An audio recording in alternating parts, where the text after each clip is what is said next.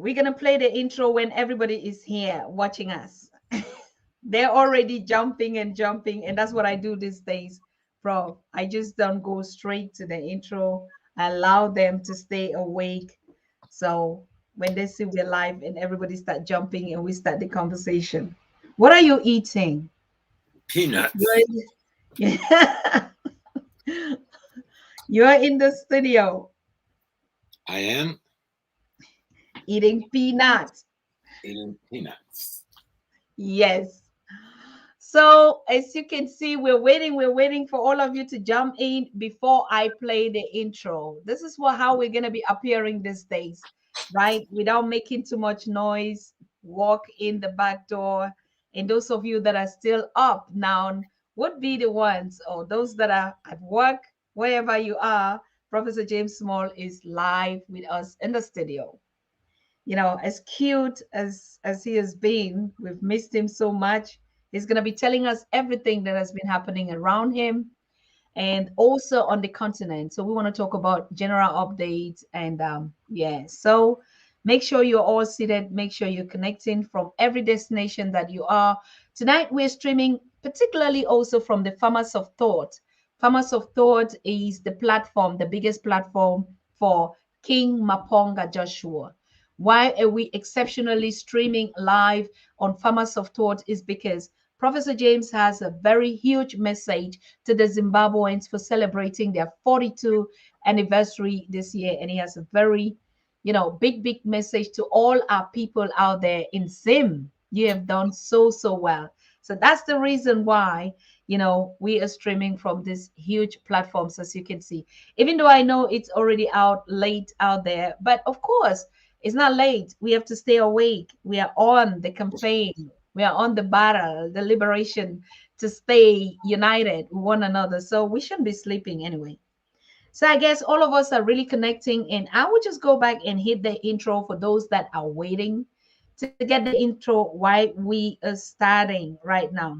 Let's go. You are watching the Pan African Daily TV with Dr. Susan Tata. The Africa we want: unity, consciousness, our culture, our spirituality, our history. One Africa for Africans worldwide. Motherland's calling its diaspora home. Join my voice. Join my team. Join my campaign. Campaign 21 hashtag 1 million subscribers on the Pan African Daily TV YouTube. Be a volunteer. Apply now. Be the new Africa. Wow, wow, wow. Good. Now we are live from the Pan African Daily TV. And today, like I said, is going to be a very exclusive edition. And I want to thank all of you that have waited for so long. Normally, we should have been on 1 hour earlier, but we had some technical connections. From my part, the camera would just not let me go live. So we want to start by wishing all our Zimbabweans, Africans, a happy anniversary. You just turned 42 years old, young. Nah, you just turned 42 years young. So we're going to be talking about that with Professor James, what he thinks would be the future after 42 years. Because this is a very incredible historic moment, and we see some things are not just adding up the way it's supposed to be. But we are saying happy birthday to you, our comrades, our people out there in Zim. You have done so well. So we're also going to be touching on the issue. You just know that France had its election, and for the second term, President Macron has been re-elected. So what is that? What does that mean for African and the policies that we're talking about? So another point that we want to talk about to understand why all these things are very necessary is to go back to the reason why the One Africa Conference is a must attend. It's a must participate virtually, physically, face to face, sharing, and being a part of that. So these are all the points that we'll be talking about. The happenings out there in Detroit, Michigan, and in the diaspora, which I don't know, which Prof knows, and also what has been keeping him up all this while that, I think it's been 2 times that we missed him here. So family, business, world, Africa, Africans worldwide, continentals, diaspora. This is all going to be our conversation tonight with Prof. Prof, good evening. Welcome. Good evening, Sister Susan, and good evening to the Pan-African Daily TV network and fans. I'm happy to be back. I think Susan ran me away for a while, so I'm back. Never, never. Prof, you've been following up the updates on Zim 1042. What is the significant and this historic moment about the birthday of Zim? What's the consequences? What are the solutions? What is the happy all about this? In Zimbabwe. Yes. Well, Zimbabwe is celebrating its 42nd anniversary of freedom from white colonial genocide. There is no other way to describe what Rhodesia was, except an act of genocide, a crime against humanity, against the people of Zimbabwe. And Zimbabwe got their freedom by fighting an armed struggle. No one gave it to them. We lost thousands and thousands of people, more than 70,000 Zimbabweans. More than 70,000 was killed during the armed liberation process to take their government back from Ian Smith and the white Americans and Brits who supported and robbed that country. And because ZANU-PF, under Mugabe and under now our new president, was able to give the stolen African land back to the African people, then the criminal imperialists and colonizers are going to the United Nations, which is acting like a criminal enterprise itself, to put sanctions on people for freeing themselves. America celebrates 4th of July every year as their day of liberation in an armed struggle against Britain. But when ZANU-PF and the people of Zimbabwe want to claim their land back from thieves and occupiers and murderers, the very America who celebrates their independence is now penalizing the people of Zimbabwe. The beautiful thing is the Zimbabwe economy is not dying, it's growing, because the people of Zimbabwe have taken their economic destinies in their own hands. And any African, thank God for the Southern African nations who have organized to support Zimbabwe. I think they call SADC. We bless them. For those African nations who are supporting the Western imperialism and their boycotting of Zimbabwe, shame on you. You don't even deserve the right to lead an African nation, those of you who support this boycott. Zimbabwe is about freedom. It's about showing African people how to restore the integrity of their own land back to their own people for the use of those people.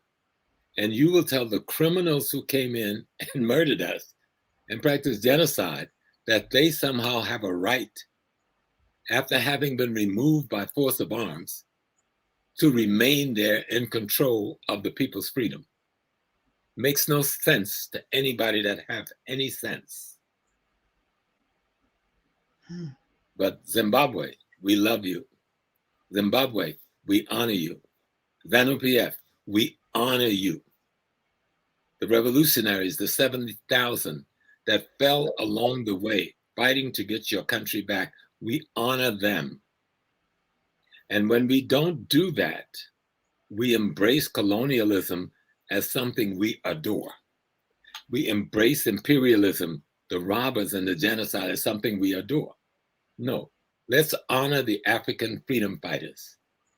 Let's honor the African liberators. That's the only way we can call ourselves men and women who are African. Otherwise, you don't deserve the title. As simple as that. We're not kindergarten kids. We know the difference between crime and no crime. And so we now have a president of France, Mr. Macron. He is back. France is responsible for the death of more African heads of state than any other country in the world. France is an impoverished European imperialist that have no natural resources of its own that will allow them to even have an economy that could sustain even the worst impoverished nation.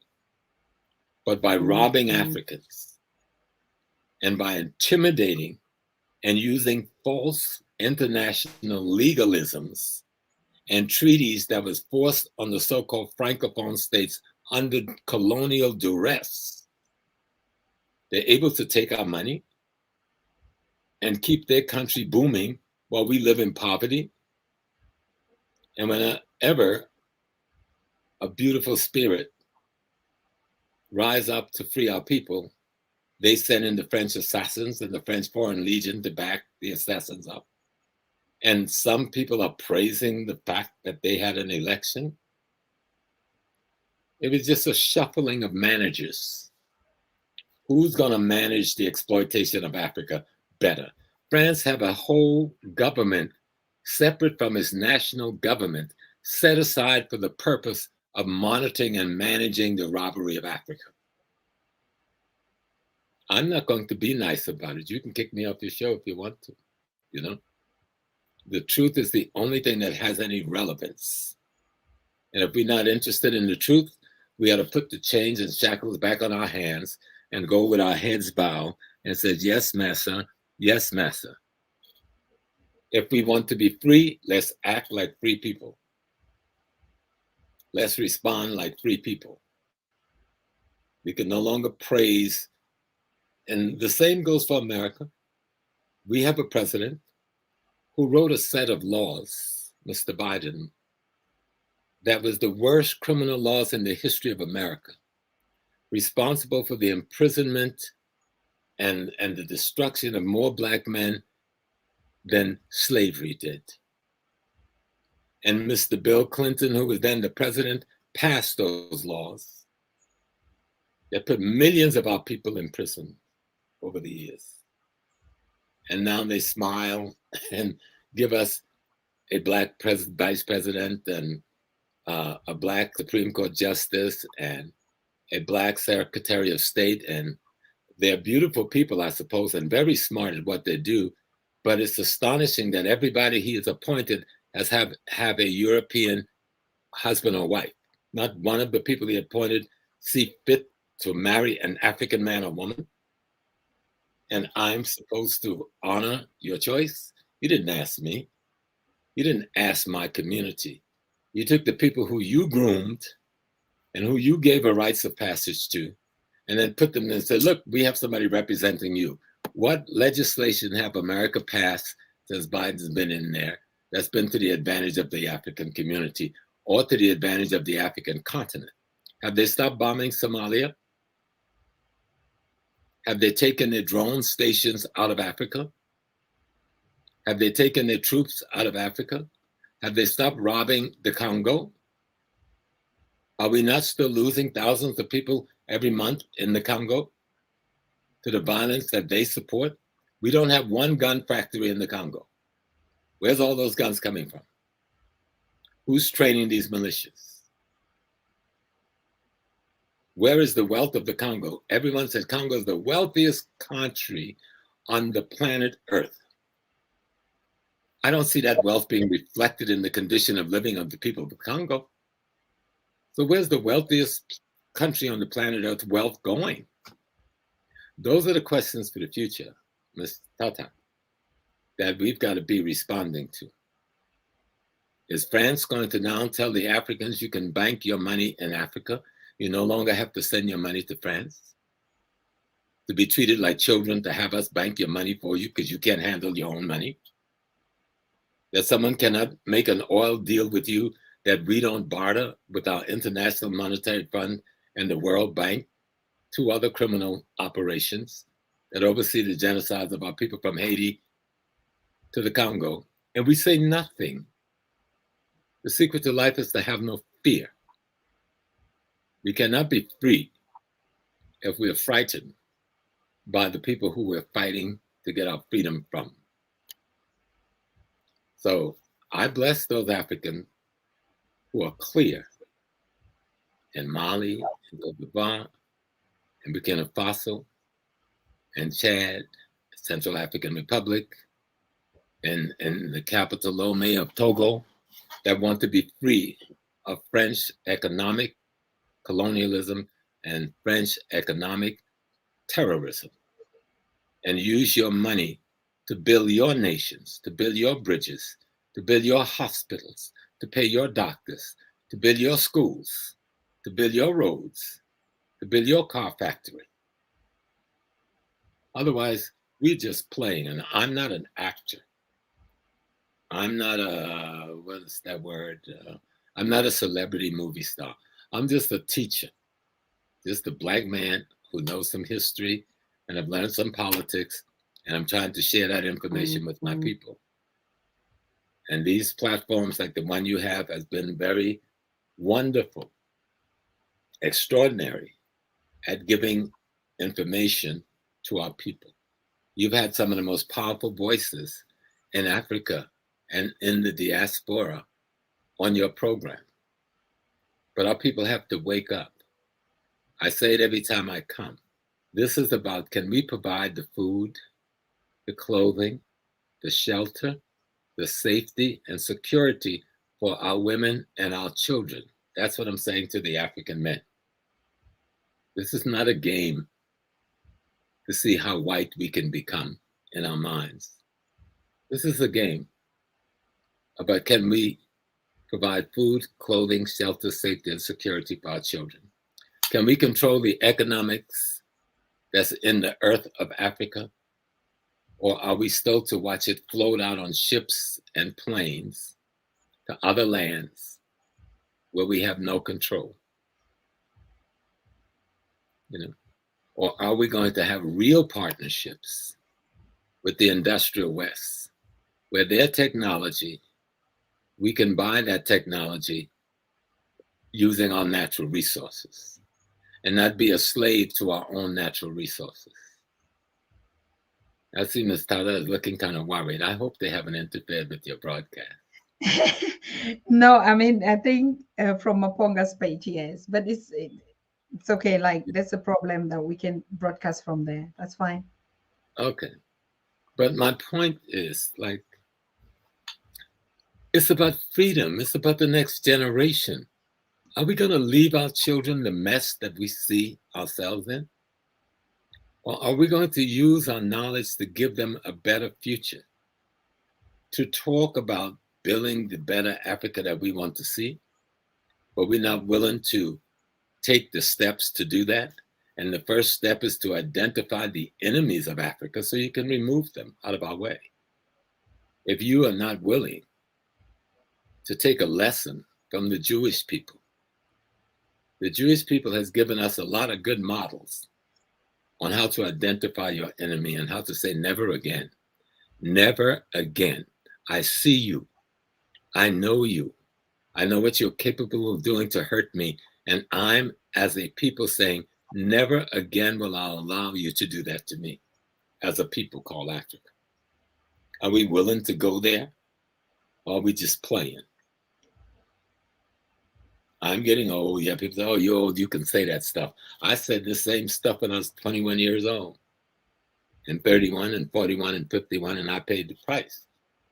It is not a price when you pay for freedom. That's not a price. That's a blessing. Okay. So we need to start this year talking about how we can develop more businesses in Africa, the young people. How we can use more of our natural skills and natural resources to become the retailers and the wholesalers to our populations. Let our industries grow. How we can take our young inventors, and there's plenty of African millionaires and billionaires, to back the young inventors who are inventing airplanes and cars and cycles and other things. Sure. Instead of letting our money rot in Europe's banks and American banks. When we die, they take our money and our family can't even get it. Why not create the African banking system that can finance the industries that the young people are developing in Africa now. You've made the millions, you've made the billions, you've been abroad, you bought the fancy homes and the fancy mansions, you can't even live in it. Some of you are so old now you can't even turn back the cover on the bed, but you still want the great mansions that you're going to go to the enemy when you die. Come back home to Africa. Come home and die there. Come back home to Africa. It doesn't have the medical system. Bring your money and build the medical system then that it needs. You've got the money. Mm. Bring your money and bring all the technology that goes with having good health in the different countries we are in. Train our young people and pay them to be physicians and nurses. Don't train them and they have to live in poverty, so they have to go abroad just to feed their family. So all of your skilled minds and technology constantly leave Africa every day just to be able to feed themselves. In Ghana, they're building a massive cathedral. We don't need another church nowhere in Africa. We got enough churches. And we got good buildings that makes up these churches. The money we could spend on a national cathedral could be spent on a hospital improvement. The money we could spend on a national cathedral could be used to publish books that's written by Africans about African history and African tradition and who our friends and enemies are, and throw the colonial curriculum out of the continent of Africa. How dare we say we're free from colonialism when the same colonizers are determining and grading the very papers your children are taking exams on, and you send it to Europe to be graded? That's so ridiculous. Stop. Think what freedom is. Freedom is to be shackled to your identity. Your identity is your history and your ancestry. And if you're shackled to your identity, your history, and your ancestry, then you know just who your friends are and who your enemies are. Stop playing. Let's just be real for a change. If we really want to be free, let's learn how to love each other. Sure.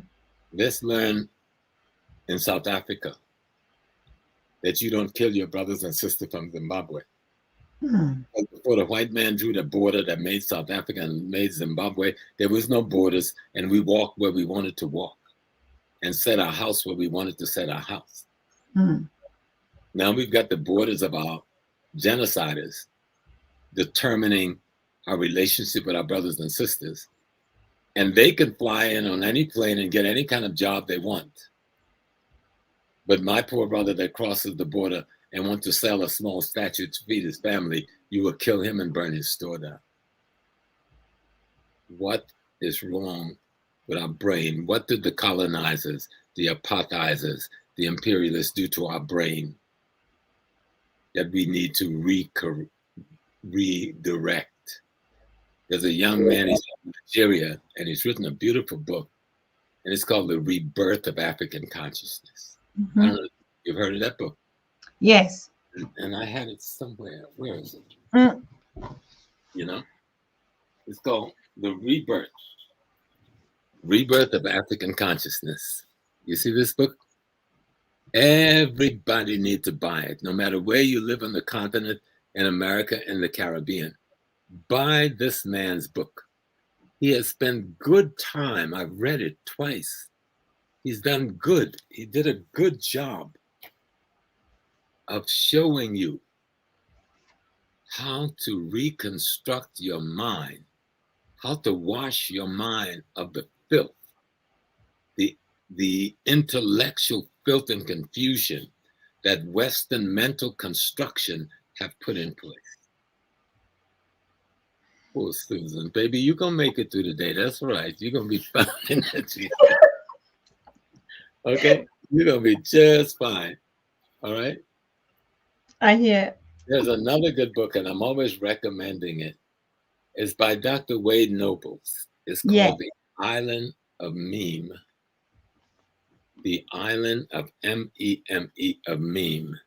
It'll show you how you were psycho-spiritually deconstructed as an African to be made into a proto-European, programmed for failure as an African,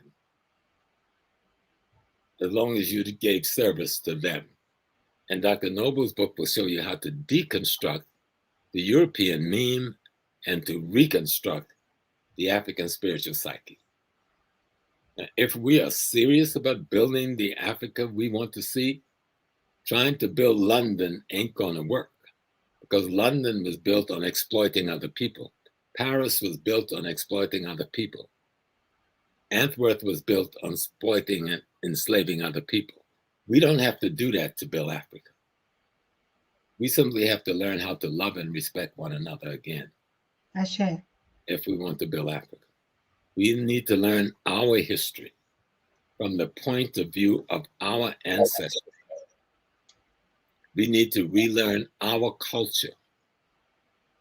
Playing a violin and calling somebody else's music classical is so silly.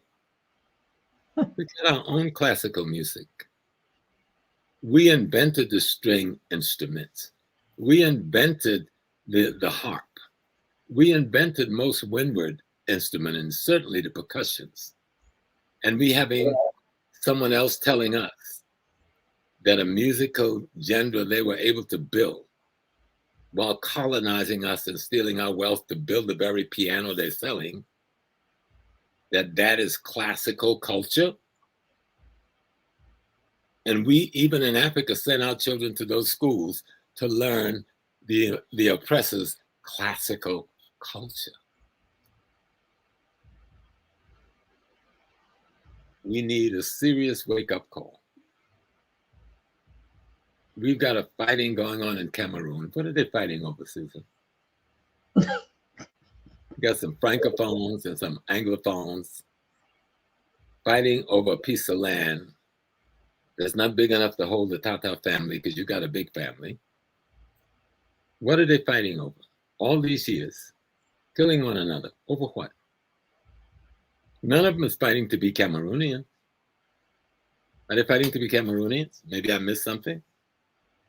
Have they discovered the Cameroonian ancestral way of living in communal, collective, cooperative, loving family circles made up of clans that respect one another? That's what they're fighting for. Mm-hmm. What are they fighting for? You got one despotic leader who spends most of his time living in Europe. And he got his children and others running the country as long as they can steal the revenue from the oil and whatever else. Then you got another group who's got another group of white folks backing them, saying, well, y'all take over so we can steal the oil money. What are we fighting for? And we seem to be so fervent. We seem to be so dedicated. Mm-hmm. And why we want to kill the other brother or sister. We're so determined that we have something so extraordinarily phenomenal that we're fighting for. But if the enemy who has spent centuries killing you walk in your face, you say, oh, sir, how are you today? Good to see you, sir. We need to reorganize our mind. We need to do what our little brother said. We need to rebirth African consciousness. Mm-hmm. Birth to the consciousness that our ancestors left us. And to do that, we have to learn our own history. We have to start recording the oral traditions that the old people got before they're all gone. And we have to write them down. And we have to go into our shrines and find out what were they talking about. Instead of calling our shrines juju and evil and all kinds of silly names, what were those people teaching? What was the medicine they knew? What was the pharmaceuticals they knew? Mm-hmm. What was the psychology they knew that worked for us? Mm-hmm. Prof, what's the author? Sorry, what's the author of that book? Someone is asking. Just want to put his name is so long, I have to put it on the screen because he has an extraordinarily long name. Can you see it? Obi Tona Ton Baba Bara. Okay. Let me type it. Tamun. No. You're gonna love this book. I mean, the first day, I don't know who sent it to me. He had someone mail it to me because they saw Mm-hmm. me on your show, right? And so Yes. I've never met the author, but he saw me on Pan African Daily TV speaking, and he had Mm-hmm. them send the book to me. Okay.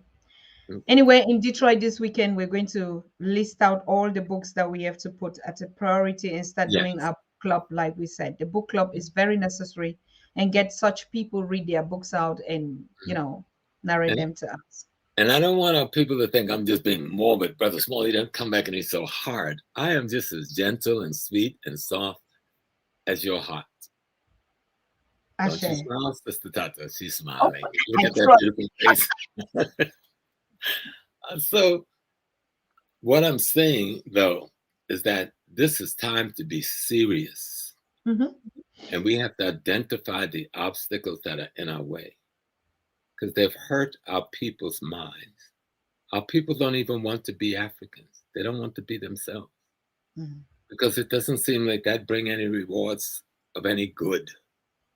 And that's not true. The most beautiful thing I've encountered on the earth, outside of God itself, is African peoples and particularly African women.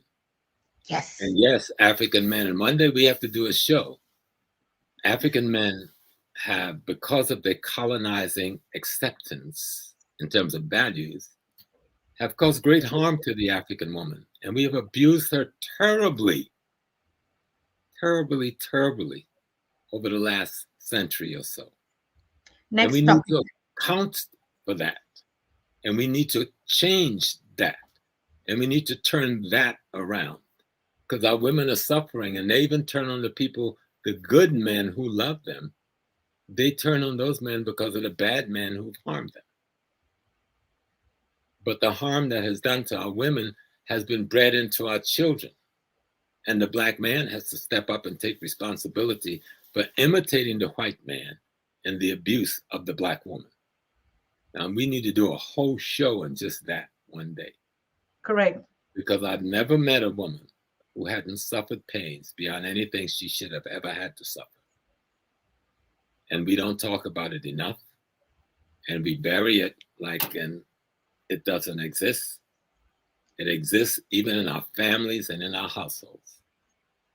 And if we're going to change and build the Africa we want to see, then we have to be serious about building the personality that becomes the African, that builds the community that we want to see. And that's not going to be easy. But you got to be willing to do it. You got to be willing to try. You got to be willing to teach the young people not to make the mistakes that my generation made. We got to see our women as what they, I think it was Sister Diambi, Queen Diambi, who says that the woman of Africa is power and she gives the men the authority. Okay. And so we've abused the authority that our women have given us. And we've reduced her power through disrespect and misuse. And black men have to take responsibility for that. We can't keep blaming it on colonialism and on ignorance of history. Our actions must look us in the face in the mirror. And we must tell ourselves we've caused harm and we've made an extraordinary error. And we must be about correcting that extraordinary error against the black woman.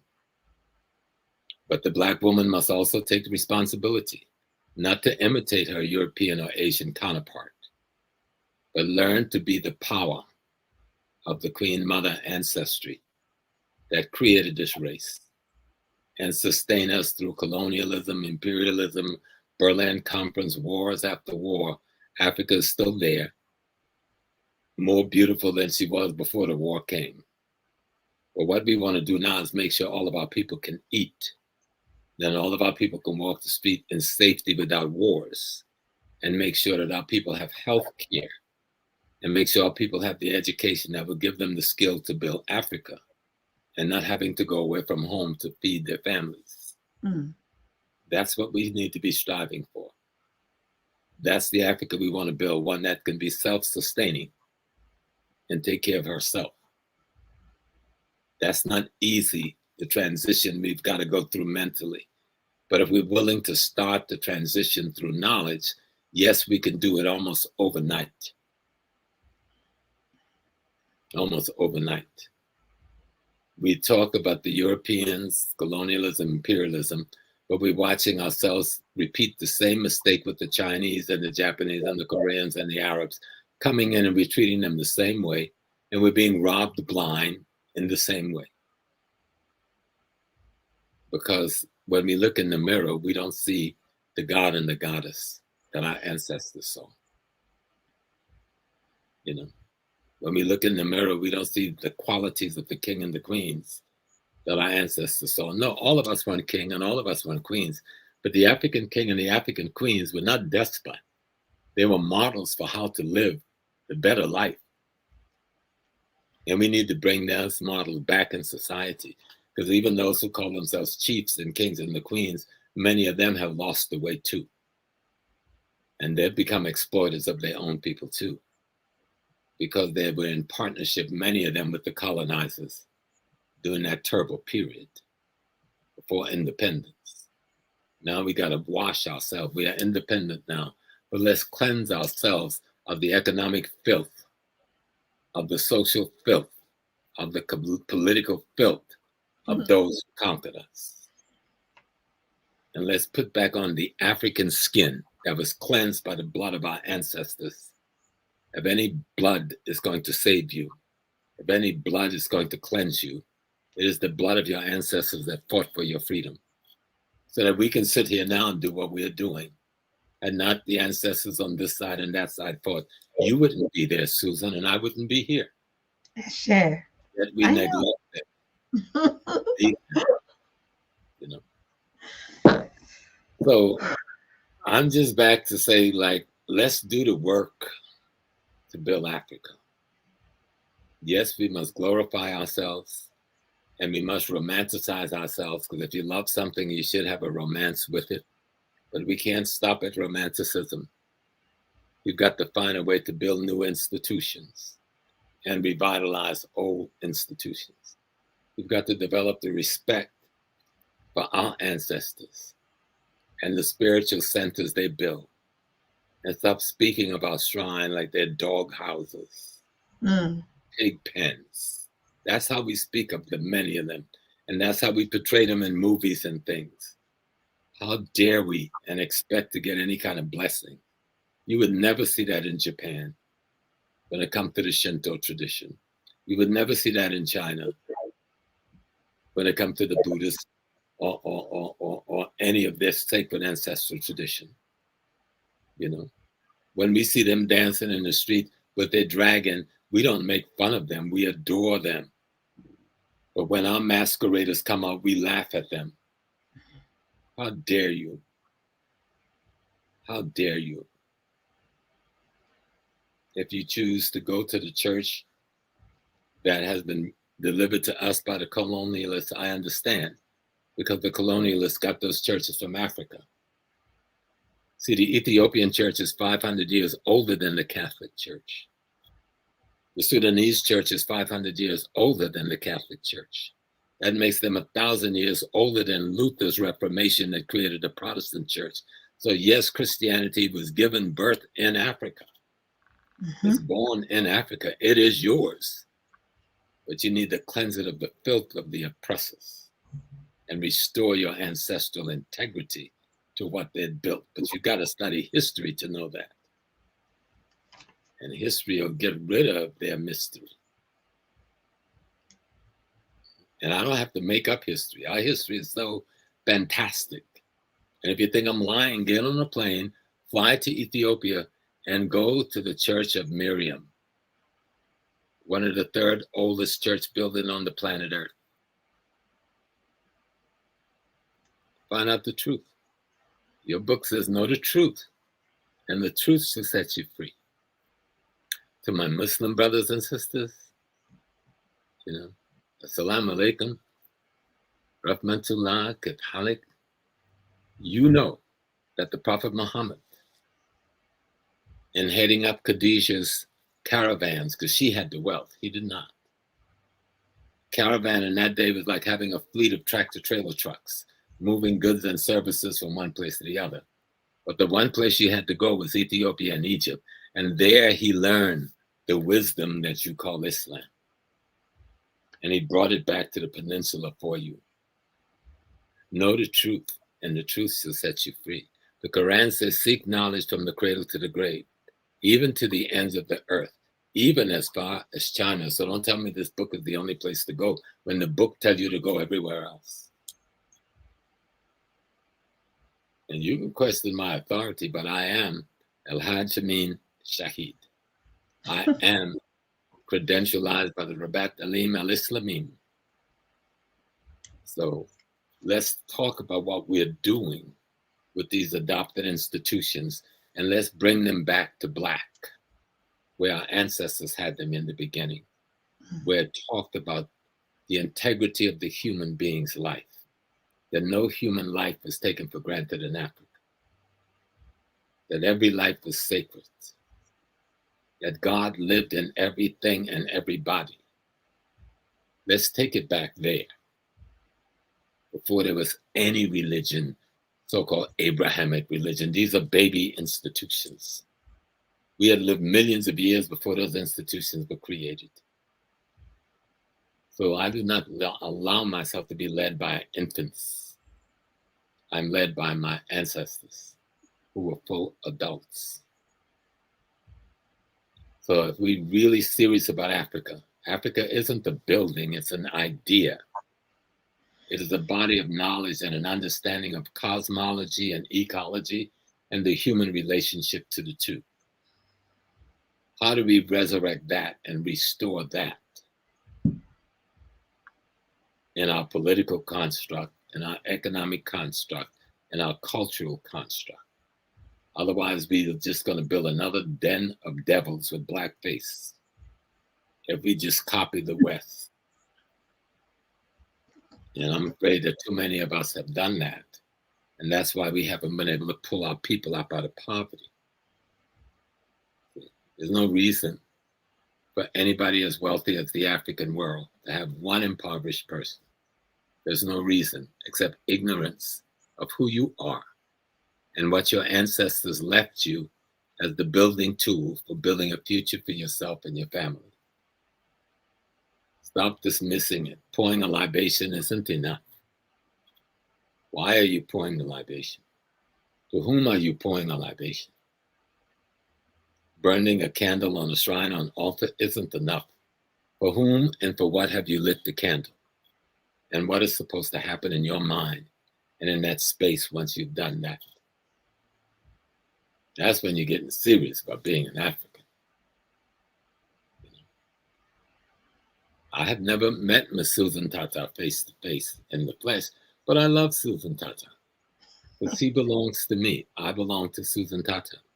Yes. There's some Africans who would like to smack my face, but I still love them too. Some of them may have good reasons to smack my face, But if we're to be serious about what African culture and values are, what African ethics and morals are, yes, they've been broken. And we can't take the broken pieces and say, this is it. No, we must take the broken pieces and say, let's study how to make them whole again so we can use them again to build the societies that we want to leave to our children. They should not bring another generation who spend all of their childhood looking forward to the day when they can pack their bags and leave the continent of Africa and go in the house of those who have no respect for us, have no love for us, have no regards for us except how they could use us economically or politically. And so if we're about that, we're going to be free. We already got the wealth. We don't need any more wealth. We got all the wealth we need. We just need the mind that knows how to use that wealth. Ashe. We've got all the political knowledge we want. We just need to look to our ancestors to find what are the best models to fit now. No, we can't go back in the past to dwell, but we can go back in the past to get information to know how to build the dwellings of today. You know, and we need to be about doing that. But we need to talk about our little conference too that's popping up. It's a big conference down in Detroit, Michigan. It's called the Happy One Africa Power and Unity Conference. The One Africa Power and Unity Conference. And I remember we were talking about One Africa on this platform before many other people started talking about One Africa. Ashe. You know, Bayete. yes, you know, Bayete. before Yes. Happy started talking about One Africa. And we hope that this conference would be a jumping off point for greater unity between those in the diaspora and those from the continent and those who are in the European diaspora. You know, because we are here, we all say we're Africans, but we haven't got the linking up together. We should to do the work that we have to do, especially with our communication platforms. Mm. You know? And then we have to learn how to forgive each other's mistakes. People make mistakes. I've made mistakes. I've made criticisms of myself that I need to redo because I have a better understanding of me today than I had of me yesterday. Ashe. But how do we build to move forward? You know, how do we build so that the World Bank and the Monetary Fund don't have us so deeply in debt? Even our great grandchildren will be indebted to them because of one road they built for us or one bridge they built for us, which is so faulty, it doesn't last as long as the paper the contract is written on. I'm sorry to sound so mean, but that's what they've done to us. And then they'll give us a loan and put it in the banks in their country, and they decide how to pay our bills from the money that I've borrowed from them, that they've put interest on, but it doesn't get deposited in the African bank. You get deposited in the American or the European banks. What kind of sense is that? Why aren't we speaking out more loudly, young people, especially? You give me a loan, but you keep the money in America or in Europe. Then you say, I'll write the check when you bring me the bill. I'm not your child. I'm a sovereign nation state in Africa. I write my own damn checks. I pay my own bills. And if I owe you some interest on your money, I will pay you and send you my check. We're not children. We don't belong to them. We say, oh, look at their fancy buildings. Oh, they got beautiful jet planes. Oh, look at their wonderful airports. Oh my, this is so extraordinary. Yeah, they're all soaked in your ancestors' blood. That's what's extraordinary about it. They built all of that because they killed your mom and your daddy. And you're scared to say it like me.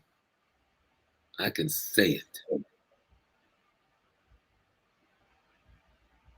How dare they flaunt in my face a wealth that comes from robbing and murdering me, and then scoffed at me for not having the same material well-being because I didn't kill his family to get wealth. I wasn't a barbarian. I was the human. I invited him into my house, and he murdered me and took my children and my house. And now I'm supposed to praise his tall buildings. I'm supposed to praise the pretty glass windows that he's got all of my diamonds in that he stole out of my land, and all of my gold that he stole out of my land, and all of my platinum. And I'm supposed to look at it in awe and gawk about it, and in wonder find out how he got it.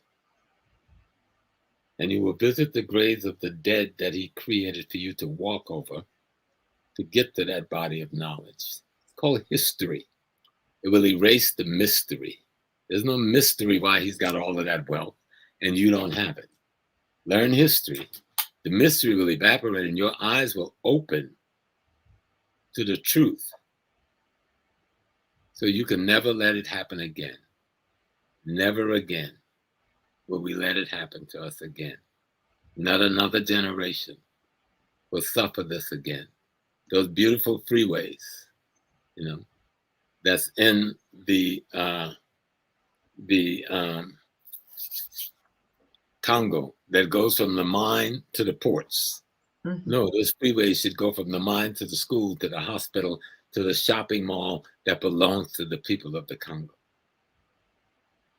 And one of the things I want people to start doing, I think we need to be clear, and somebody's putting up to tell people the need to donate to our beautiful Queen Efua Tata, Queen Mother Efua Tata, this channel, to help her and to improve this channel so that people can't keep messing with her broadcast capability. So she needs your donation. Nothing is too small, and certainly nothing is too large to donate to Pan-African Daily TV. Because as much as we can do all of this good information, there is, oh, let me see this one. Is there a more blessed man than the husband of Dr. Tata? Okay, he's a blessed man. So we want him to also donate to Pan-African Daily TV. So, because it's important, because you can't do this work in order to get information out, to try to get instructions out, to try to get ideas out on these platforms with this technology, you must have funds. So you need to put up where that donation goes. We need to, okay, please, family, donate to PADTV, Pan-African Daily TV. We must support our own Dr. Tata and the PADTV. Beautiful, thank you.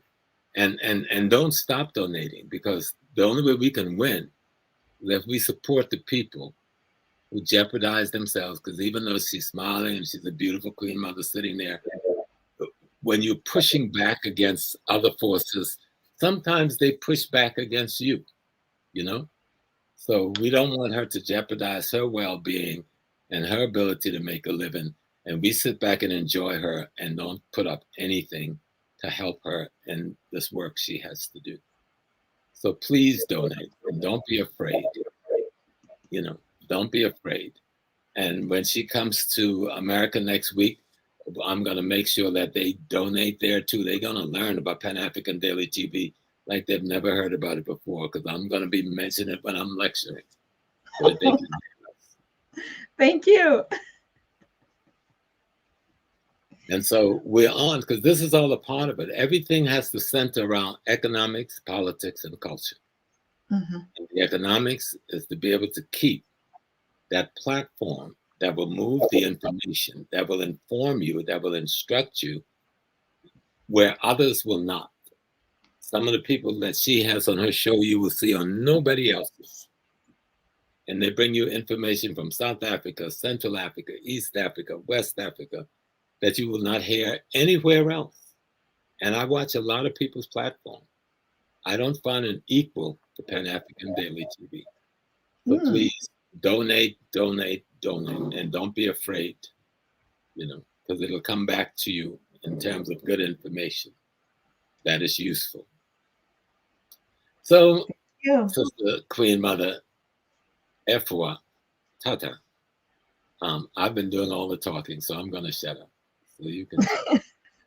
No, I've been doing some talkings here for the past days for you, Prof. Today, I just want to shut up and enjoy, and all of us are learning. But one thing I want to say is I really want to thank you and appreciate you. And you also have been going through some challenges in the family, bearing from this to this. We want to encourage you. Yes. Yeah. It's been a rough year with the death. We've been burying people almost like once a month for months. I had one this weekend. There was one the weekend before. And when you're the elder, everybody comes to you. And when the family comes from all over, they need a place to stay. So We have them everywhere, even on the floor, but that's part of what being the family is really about. Um, so, but I'm here, to be a servant. That's all we can be, to be a servant. I've got a lot of information. And though I'm hard on my people, let me tell you a little secret. We've got more African students finishing college than ever in the history of the continent of Africa. We've got more African young people becoming doctors and nurses and engineers than ever in the history of the continent. We've got more Black businessmen, African businessmen and women that are staying at home and are investing their money at home than ever in the history of the continent. We're getting powerful, but we are big people, okay? We're close to 2 billion people in our diaspora and at home. And so we have to step it up and do more. It's not that we're doing better than we've ever done. Better than we've ever done. But we've got to do more. We've got to say, we're going to bond together with the Francophone states. And we're going to help you fight to get your wealth back home. We're not going to let the West talking heads tell us what to say, or Western media or government or foreign service leaders telling us how to view Burkina Faso, or how to view Mali. We're never going to let happen again, where Gbagbo get elected in Cote d'Ivoire, and we let the French colonial army come in and run him out of his town when his own Supreme Court said he's the president, and let the Americans choose somebody from the World Bank and make him the president of an African country that he has no right to. Know the truth, and the truth will set you free. So we just have to be like, okay, we're watching, we're hearing. We saw what you did over there. We will not let you do that again over here. It will not happen again. Okay. So, and I see someone else that click the like button. Yes, Kofi. Tell them to click the like button. That's very important. And the following, click following too. That's very important. All of those buttons, hit the positive on them, because all that increases the strength in the industry and in the YouTube and the other technological tools she's trying to use. But at the same time, we go back to Africa. We are doing better than we've ever done in the history of the modern world. Yes. But we still have to do more. We still have to do more. You see, we need to make sure that we can employ all of our children when they step out of school. We need to make sure the schools can train and tool and give them skills so they're prepared to be employed. Okay, Coca-Cola. I have got nothing against Coca-Cola, but it's a terrible drink. I don't know whether that's one of your advertisers. But let me have Afro Cola. Palm wine. Afro Cola, okay? Give me Afro Ale, okay? And let me see Afro Ale come from the fruits grown in Africa, on the farms owned by Africa, brought to market in the trucks owned by Africans, brought to a factory built by Africans, with the mechanical equipment's in there designed by Africans. The bottle created from the sands of Africa. You understand? That's what we're talking about. Nobody else apologized for doing that. All the other countries of the world do what I just said. And they don't apologize to anybody for taking care of themselves. So why are we supposed to feel like we must be apologetic when we said we want Africa for Africans, both at home and abroad, as Gabi told us?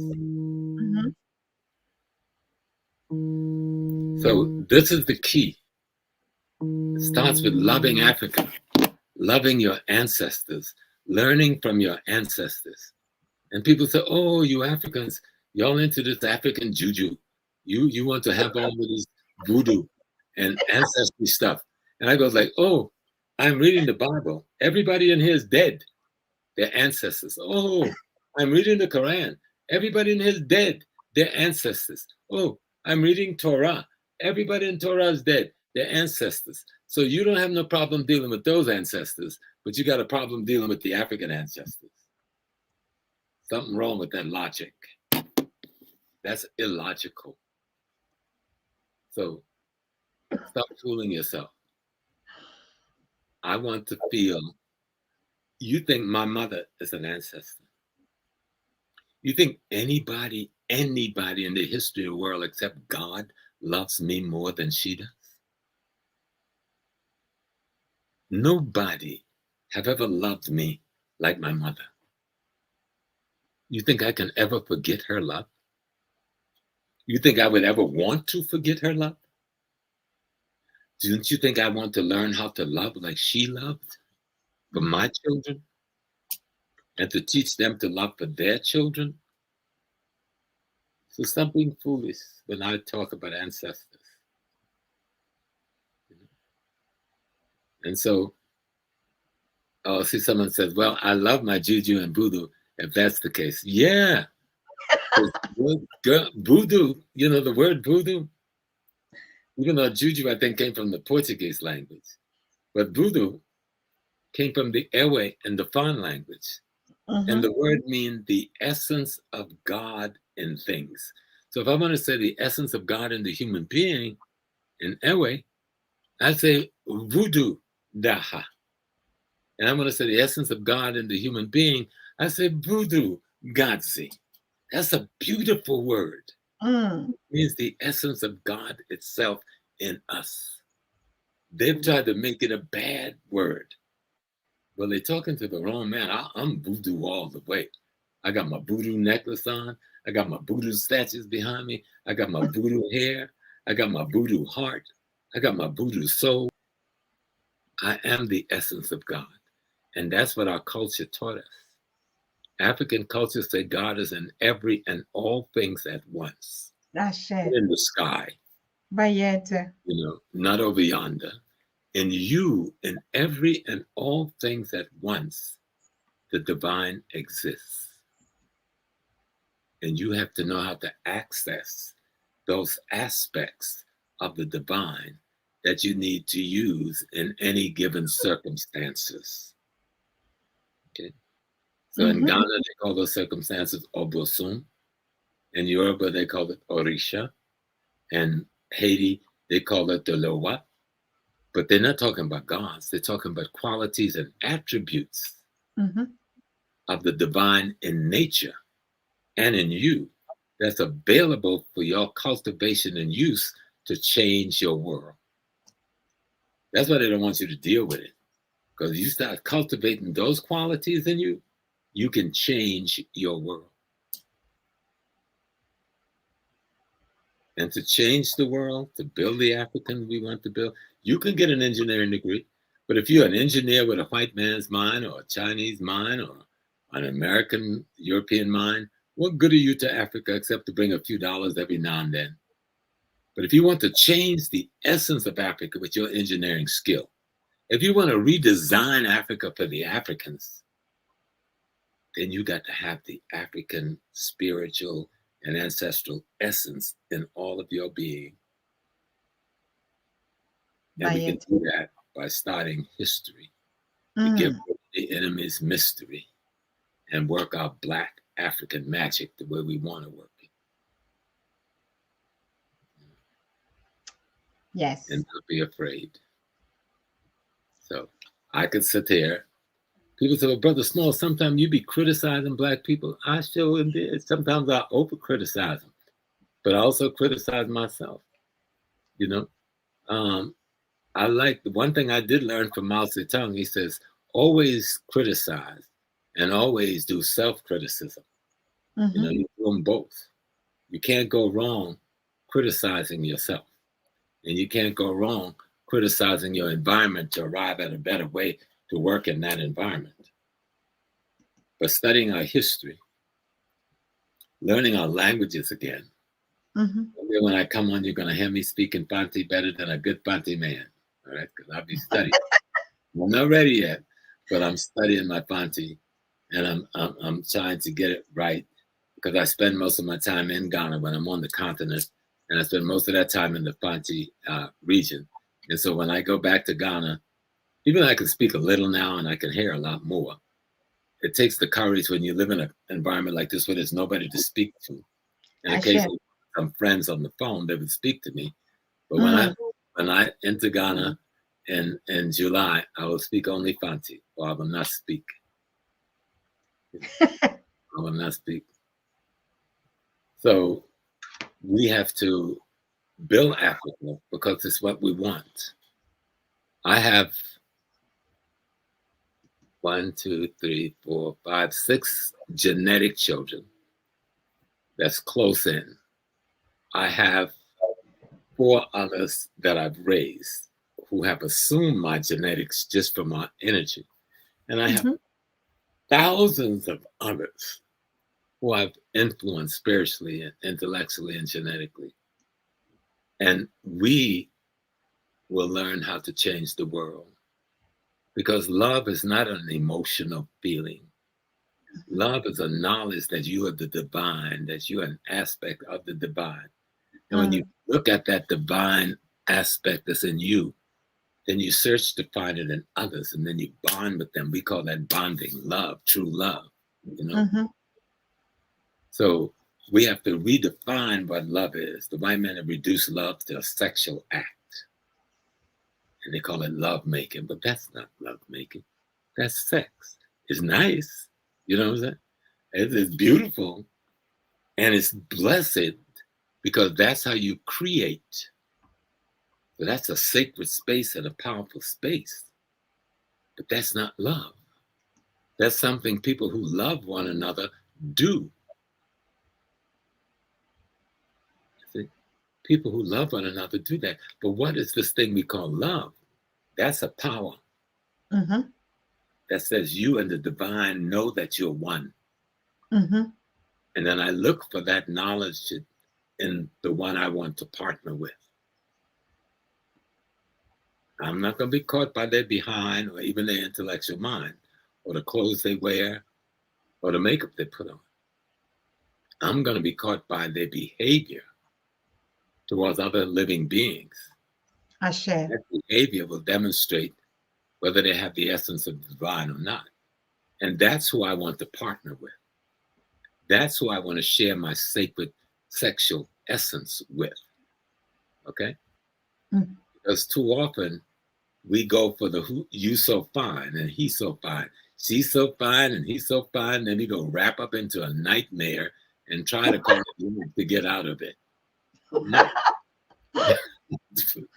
I'm trying to be serious, Susan. So love is knowing the divine. And that's what African culture teaches you. African culture teaches you that God is within you, that God is within you. And guess what? You are within it. You're Mhm. one with the divine, but you have to be aware of that reality.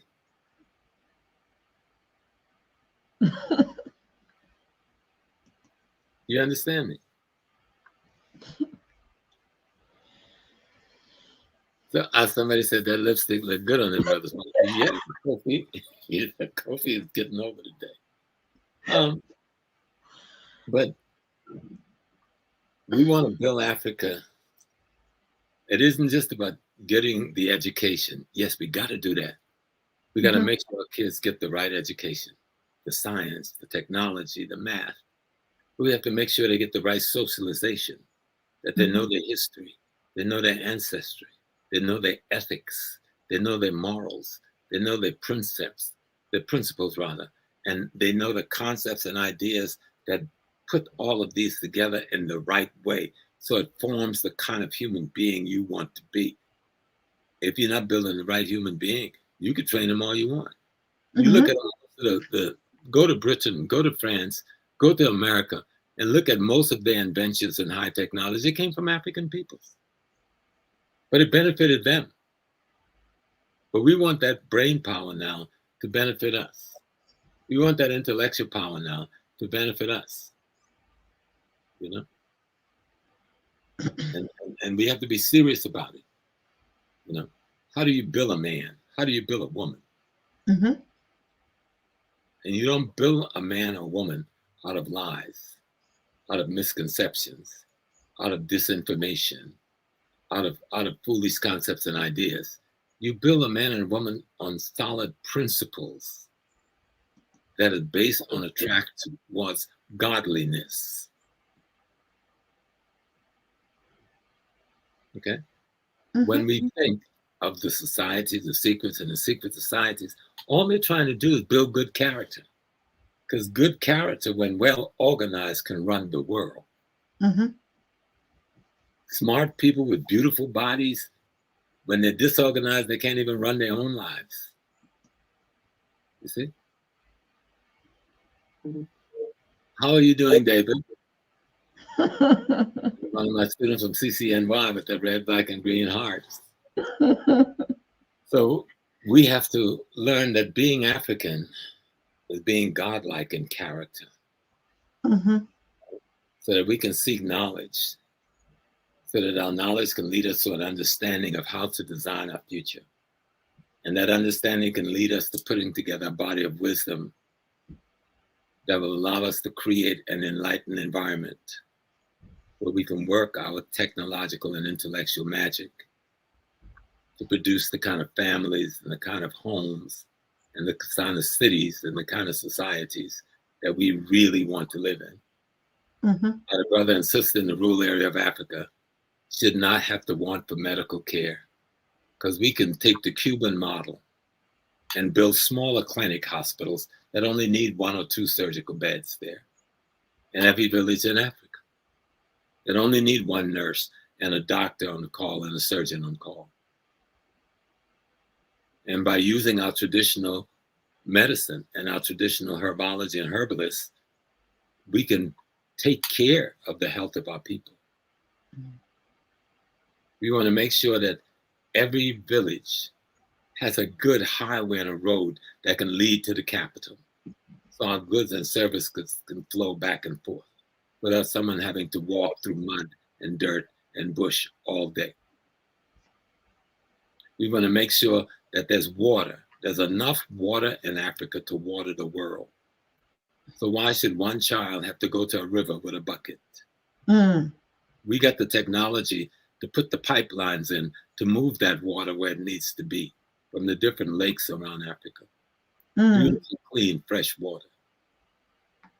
The technology in the world now to build both local sewage system and large municipal sewage system is old technology.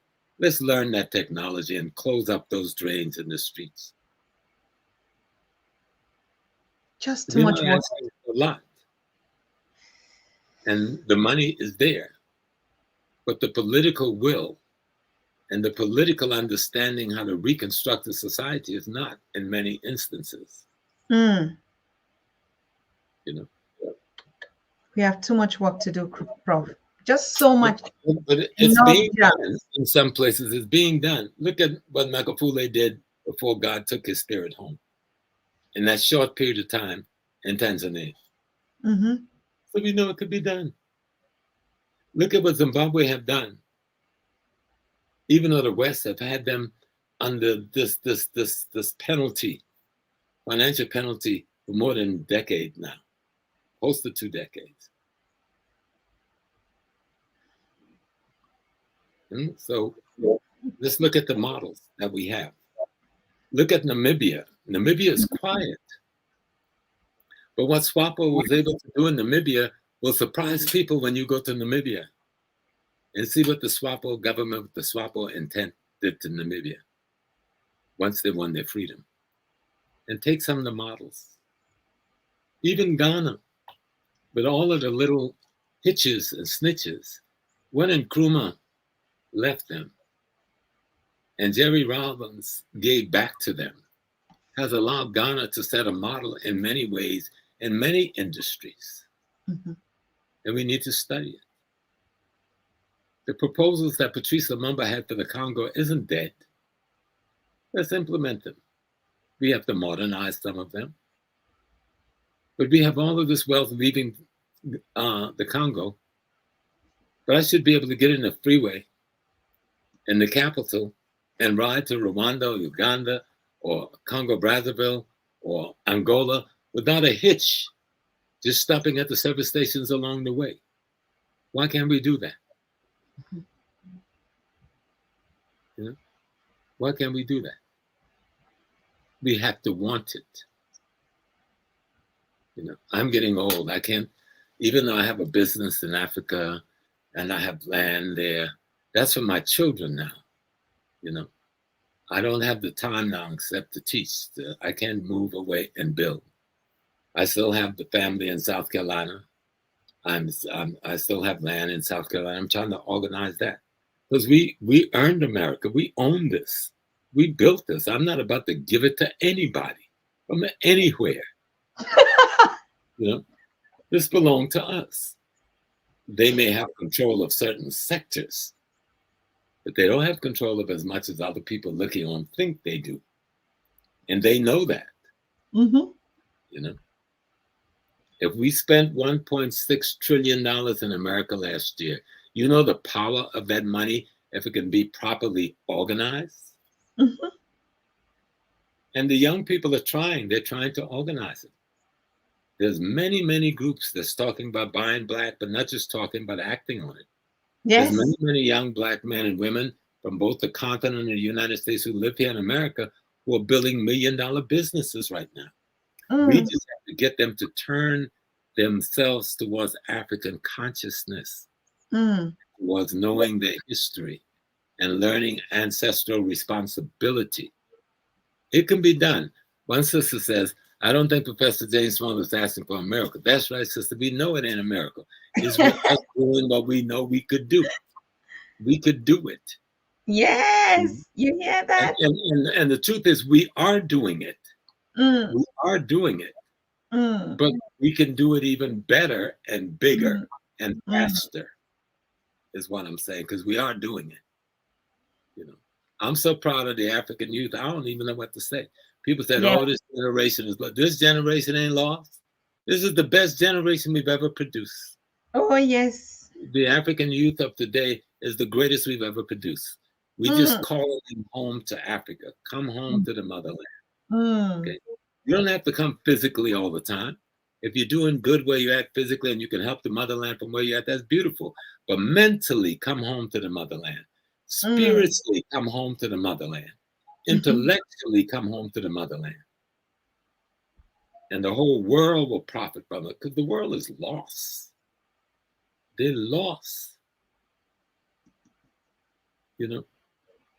So and true. We are the ones that have the formula on communal, collective, and cooperative living and behavior to turn the world around.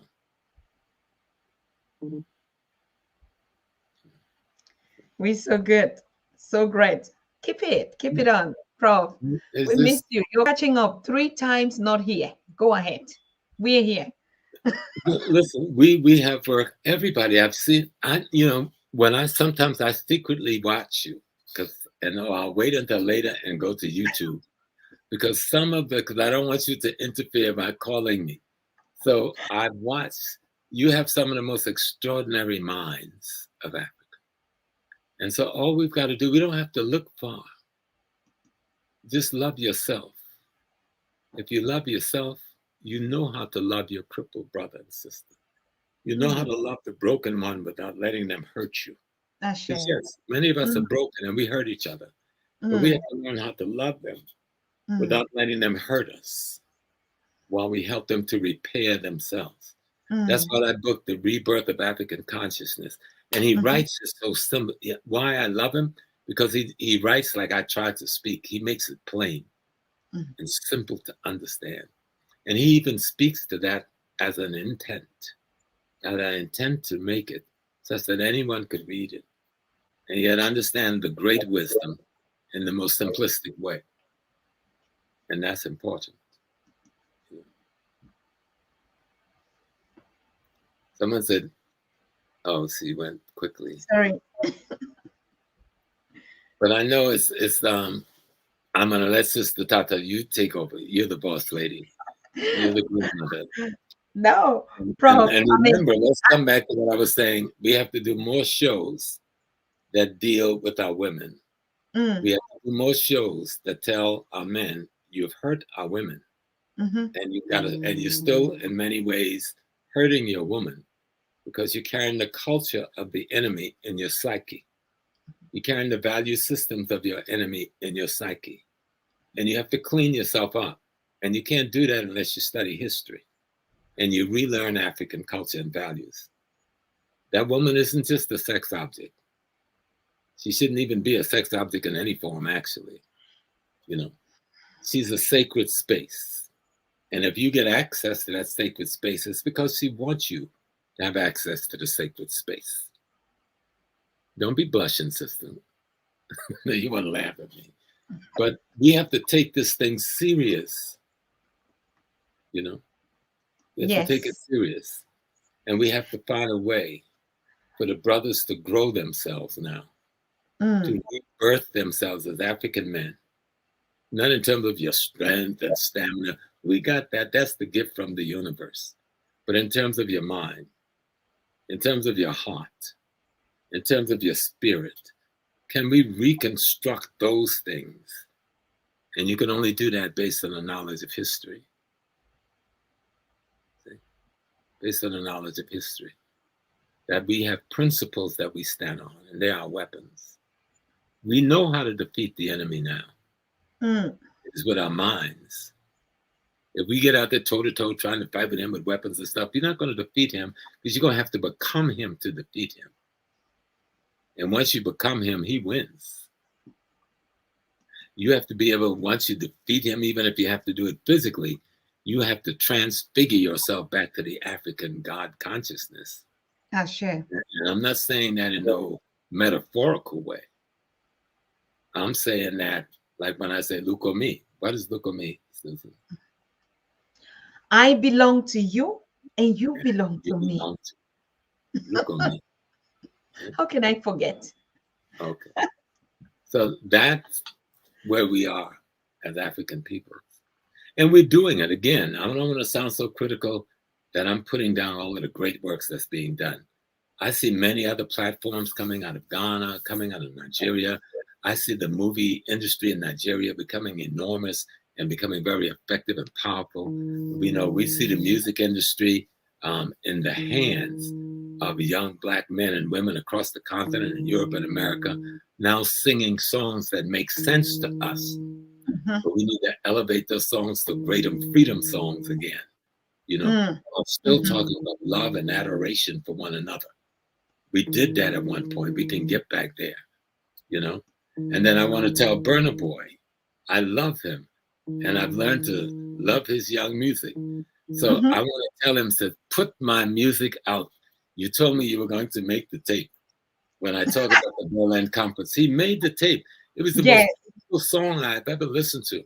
But I promised that I would listen and destroy it. And I listened and destroyed it. But I think it should come out. I think with Burna Boy telling the story, and if he want me to do a new narration on the story of the Berlin Conference and the African resistance to the Berlin Conference. See, we talk about the Berlin Conference and how they conquered Africa, but we kicked ass and we didn't take any names for years. It was only gun technology that defeated us. And then we were never, ever totally defeated. Africa was never totally conquered. That's another myth. That's why we need to study history. Much of Africa was never conquered because we've had fierce resistance. How many people have seen the houses? I think I talked about it before in northern Ghana that have the windows on the roof. And the door to the gateway to the house is only 2 feet tall. The enemy had to get on his knees to crawl if he wanted to get in. And the slits in the wall for the bows and arrows. Whole communities protected themselves that way. They're still there today to go visit and see our people and see our beautiful history.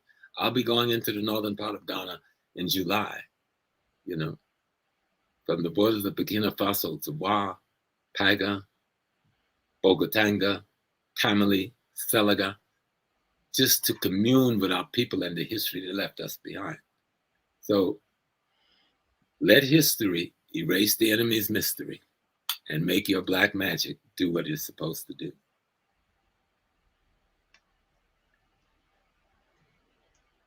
Somebody said they would listen to some Twa music and Obiti Takuso.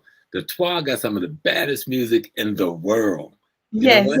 Because they have some of the most authentic nature vibrations you can ever get close to. I share. I agree. Totally agreeing to that. So, and I'm thankful because one of my teachers was taught by the Twa. Because in Ghana, they don't call them the Twa. Um, oh, what's the name? They have another name, but they still live. Most of their villages are still deep in the forest. You know. Oh, someone told me to visit Bongo. I'm absolutely going to do this in the eastern region.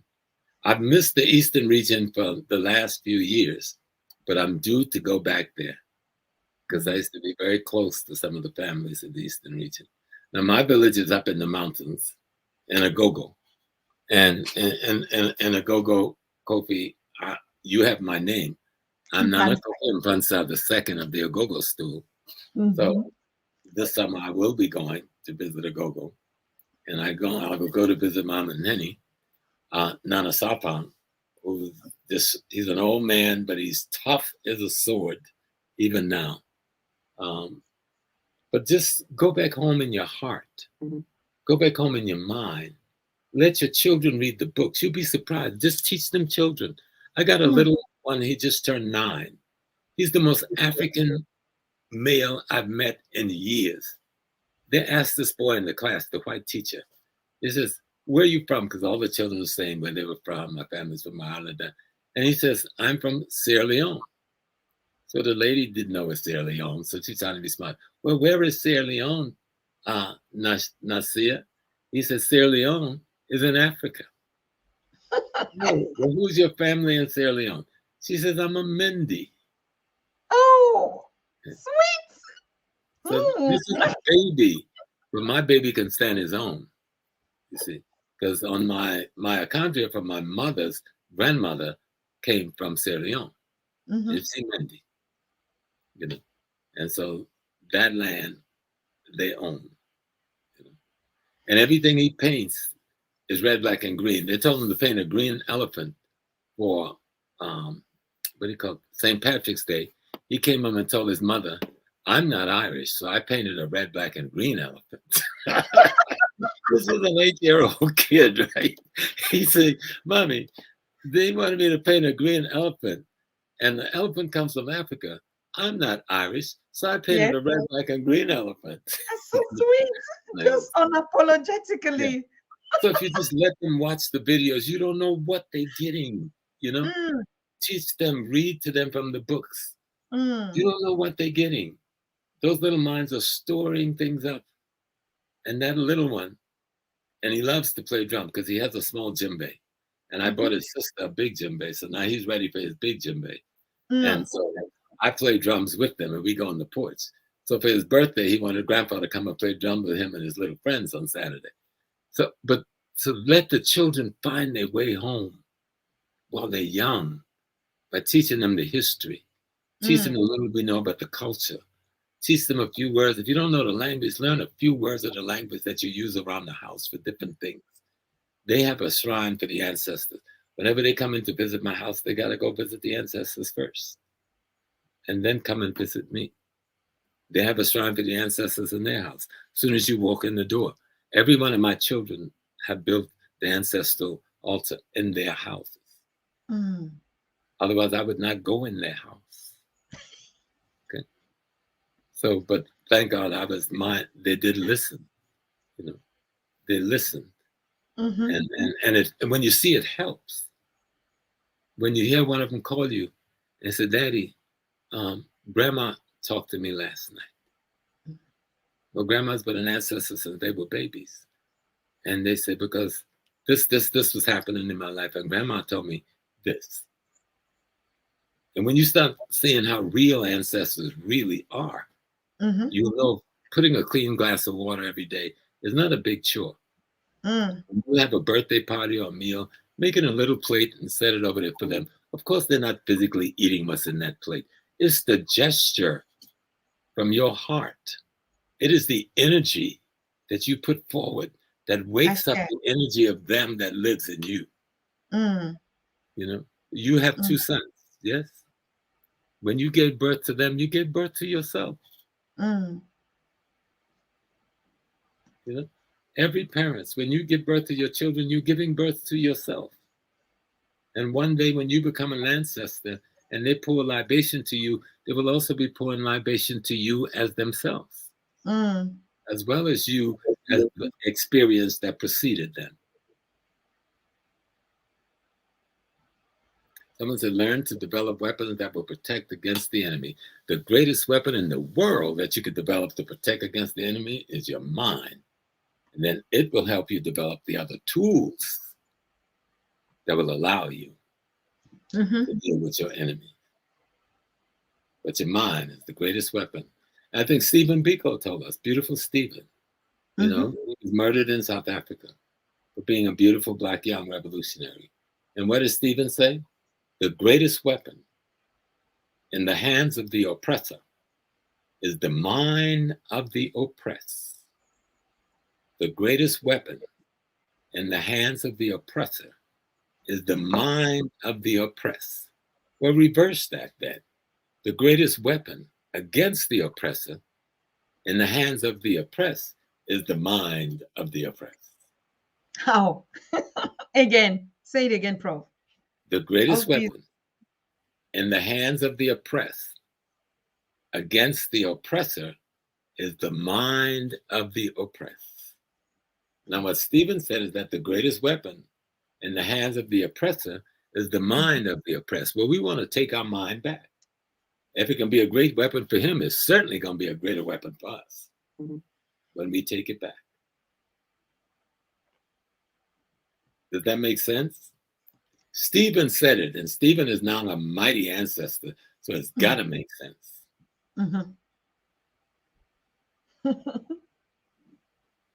Yes. Someone said, a man once told me he missed his mom. I told him she's with you. Yes, because when she gave birth to him, she had given birth to herself. And when we go backwards eternally, we come to God as being the first ancestor. When God gave birth to the first human being, God gave birth to itself. And this other man got us chasing bees in the sky. No. God gave birth to the first human being, a black woman. And in doing so, God gave birth to itself. And when we understand that truly, we'll know how to look in the mirror and have the right conversation. Ashe. It takes some time and it takes some practice, but we can get there.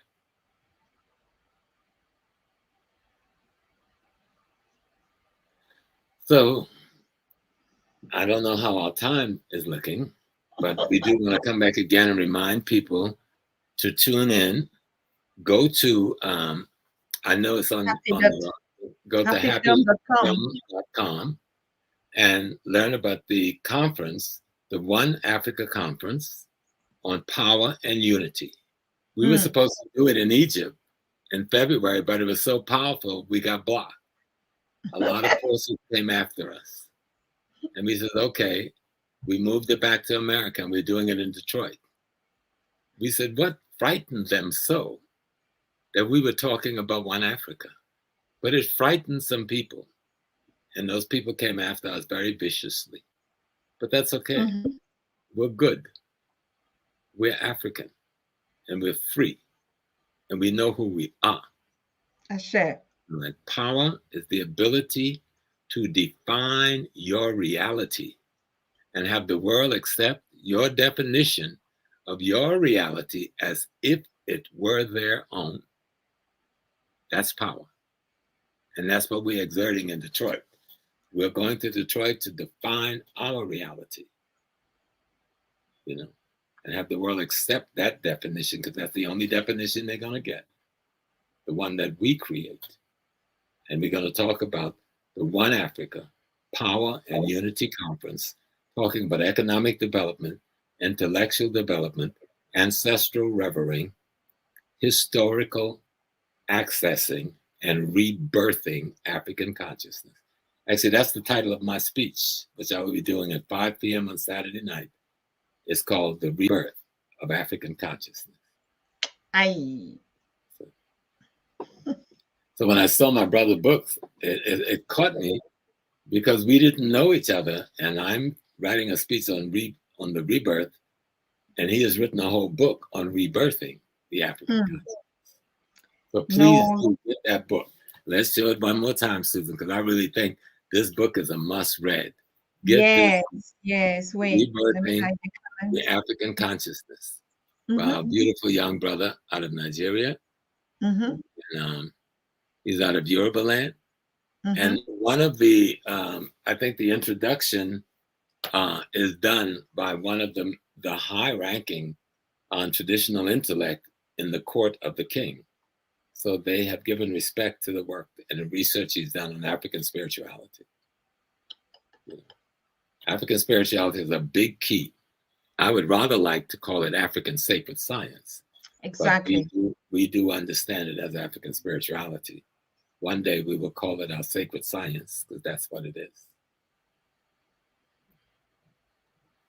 And we need to look at some of the other places in the continent. I have people saying, oh, the Chinese have taken over Zambia. That's not true. That's not true. That's not true. No. The Zambian people and the president of Zambia is a very strong person. Yes, the Chinese have brought a lot of investments in there, but our people are holding their own. Mm-hmm. And we got to have financial and investment arrangements with other peoples, the Chinese, Europeans, and others. We just have to make sure the contracts that sign reflects the interests of our people, especially the future financial interests of our people. That's true.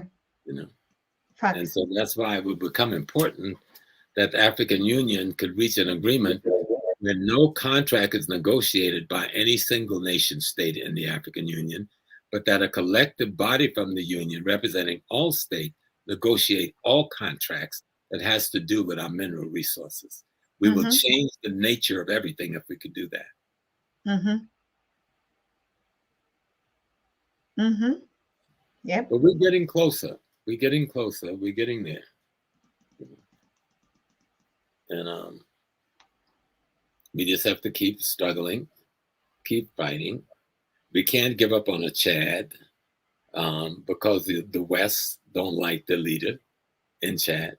You know, we can't give up on the Central African Republic because they speak French, and most of us who from the Anglophone speaking sector, we don't have much to do with those from the Francophone speaking sector, and they count on us not having anything to do with one another. Mm-hmm. But we need to have more intermingling of those from the Francophone so-called states linguistically and from the Anglophone states linguistically. But of course, that's the problem we've got now in Cameroon. You got some folks saying, Je suis français. And then you got some folks saying, hail to the queen. So, you know what I'm saying? So also, and if you can't make it in Detroit, you know, they're live streaming. So if you go to Happyfilm.com. www.happyfilm.com, they'll tell you how to access the live streaming. This is going to be dynamic. You're going to have Baba Mpadishi there. You're going to have Efua Tata there. You're going to have Baina Bella there. You're going to have Dr. Leonard Jeffries there, Dr. Rosalind Jeffries there, Dr. Malana Karanga there, and others. It's going to be a fantastic conference. And, I can't wait. You know, we're going to do a good work, and that work hopefully will be available for you, you know, immediately afterwards, because the technology now allows us to make it available immediately afterwards. But we would like to feel your spirit with us on the live stream and those who can be there in person in Detroit on the 30th of this month. This is coming weekend, and on the 1st, the 2 days of the conference. On Saturday night, after a full day of a conference, which I will close, I'm the last one to speaking at 5 p.m. Then we will go to the Charles H. Wright Museum for an African gala. So I'm looking for some beautiful African clothes. I want to come in and look real good, Sister Susan. I want to be, you know, you take that cloth and spin it and put your African hands on your hip. That's how I'm going to roll up in there. We got a right to look good in African attire. You know what I'm saying?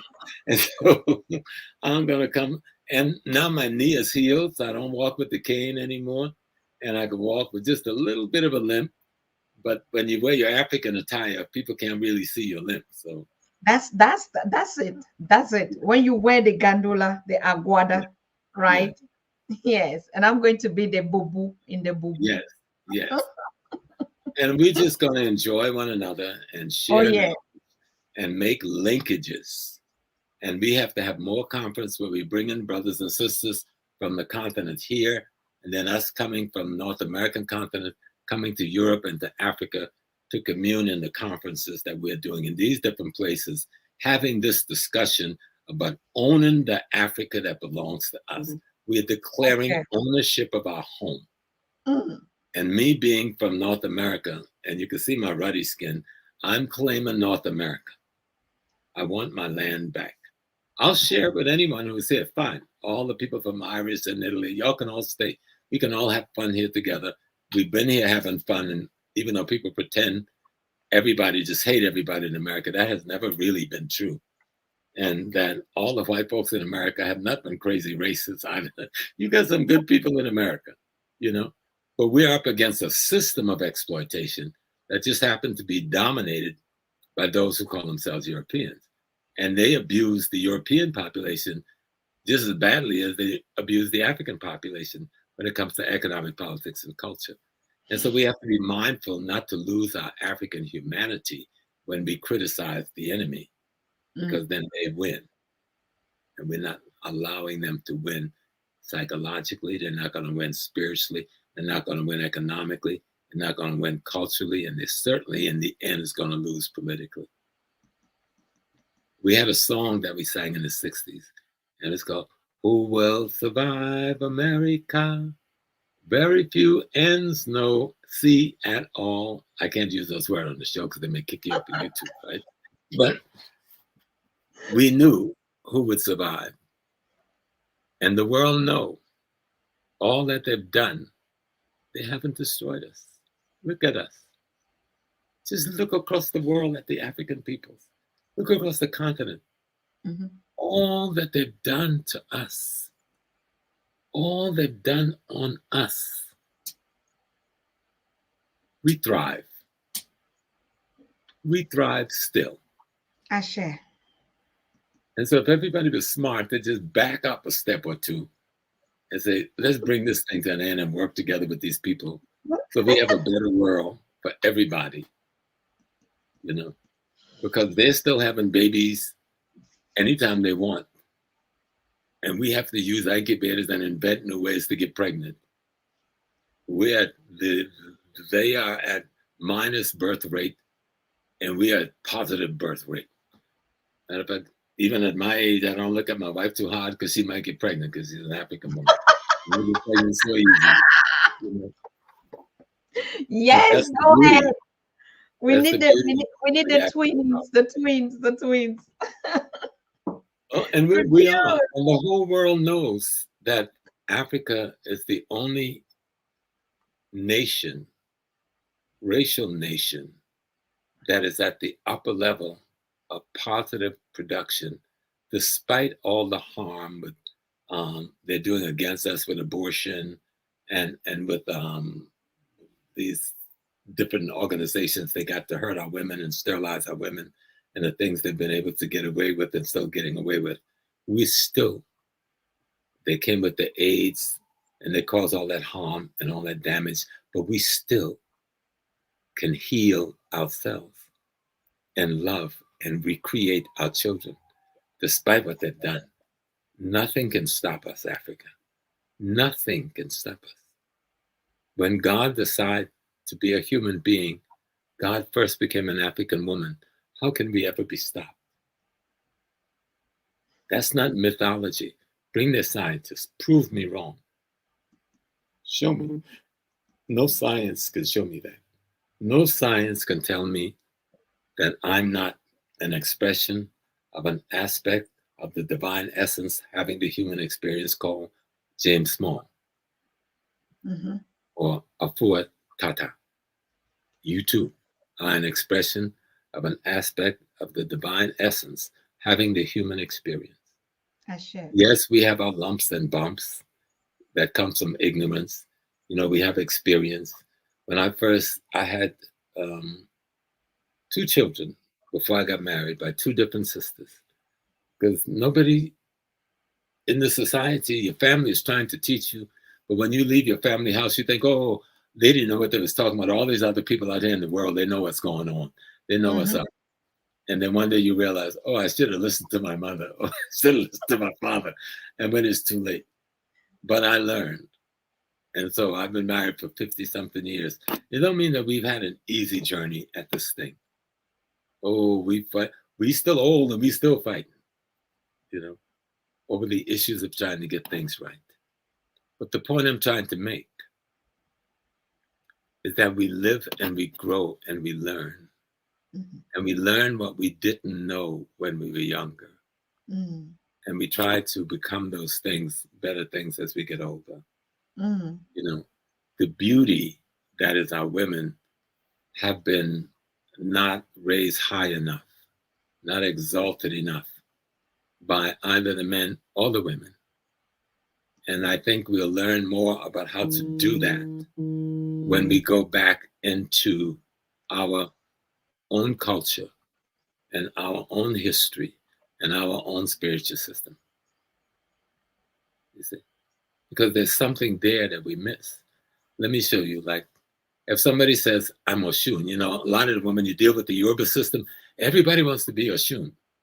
Because Oshun is always shown as this beautiful, sensual, sexy woman. But in reality, Oshun is the greatest warrior that God has. Mm-hmm. This beautiful, sexy, shapely woman who everybody goes at. And then they get seduced by the power. And so there's one story. It's a story in the Yoruba tradition. And that story is about the village of women being at war. And the village of women are fighting this war. Nobody can settle this war. So God sends the elders down. The women beat the elders up. They come back up to Arun, which is called, that's heaven. And so, Oludumare, you need to go and deal with these women yourself. There's nothing we can do for these women. And so the Orishas come and says, oh, we will handle this. So they tell Oludumare, let us go. They come to earth. The women whip the daylights out of them. So the Orishas come back to Arun and say, hey, Oludumare, these women are too much for us. And Oshun was the only Orishi that didn't go. So she comes into the village where Oludumare is sitting, and she's got a pot on her head, and she's got things in her hand, and she's singing and dancing. And she says, oh, Oludumare, let me, Oshun. I will go for you. I will settle this war. And all the other Orishas, oh, you just a pretty girl. You just looking beautiful with your nice shape, with your water bottle. Go do what you do. And you playing your music and playing your harp. And the god Oludumare says, oh no, I will send my daughter Oshun. And Oshun goes to earth. On the way to the village, she starts singing and she starts dancing and she starts, making harmony. And the women stopped and they were listening. What is this? What is this rhythm? What is this harmony? What is this balance? Hey, no more fighting. Let's go find this lady. And they go to Oshun. And Oshun brings them harmony, balance, rhythm, togetherness. You see. And the war stops. The women don't fight anymore because they realize their ma'at, their truth, justice, righteousness, harmony, balance, and reciprocity for the whole earth. Ooh, You understand? let's just So you dance just think and of do all of the nothing. different stories that we have like that, or the one where Shango, oh, mighty Shango, like my big Shango here. Mighty Shango is the king, but he's gotten arrogant. His ego has got the best of him, So he decides, I'm the king. And he has two beautiful brothers. And the brothers would like for him to share some power with them. And he says, oh, I will share some power, but you must fight one another. And whichever one wins, I will elevate. And the two brothers fought, and one killed the other. And then the arrogance and the ego that was the king, realized, oh my God, I've murdered my own brother. So he runs away to the woods and he commits suicide. Ogakoso, the king is not dead. Ogakoso. And so he's not dead because what died was his arrogance. What died was his selfishness. What died was his false pride. What died was his ego. And Oya, the wind, Oya, the guardian to the gateway to the cemetery, that's the Orisha, Oya, my mother. She cuts him down. And he will later become her husband as the symbol of the need and the want and the courage to move towards change and transformation in the human spirit. And be greater than I am, make a better man better. So there's so much to learn from our folklore and our allegories and our stories. And they're so beautiful. They're so beautiful, you know.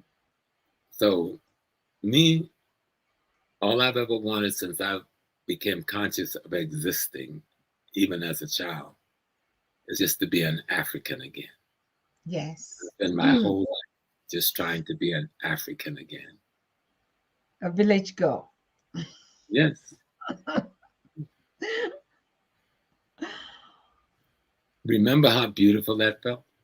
When you were barefoot and your foot was in the dirt, on the earth, in the sand, and you were running, playing touch. How beautiful that felt? When you were free of the enemy's influence on your mind, you know? Beautiful. Oh, please. So we will recreate that Africa again, you know? And it didn't get lost. We've just hid it because we've been afraid to show it because so many things attack it. Well, if we show it collectively, we'll be so powerful and strong, no one will dare to attack the beauty that is Africa.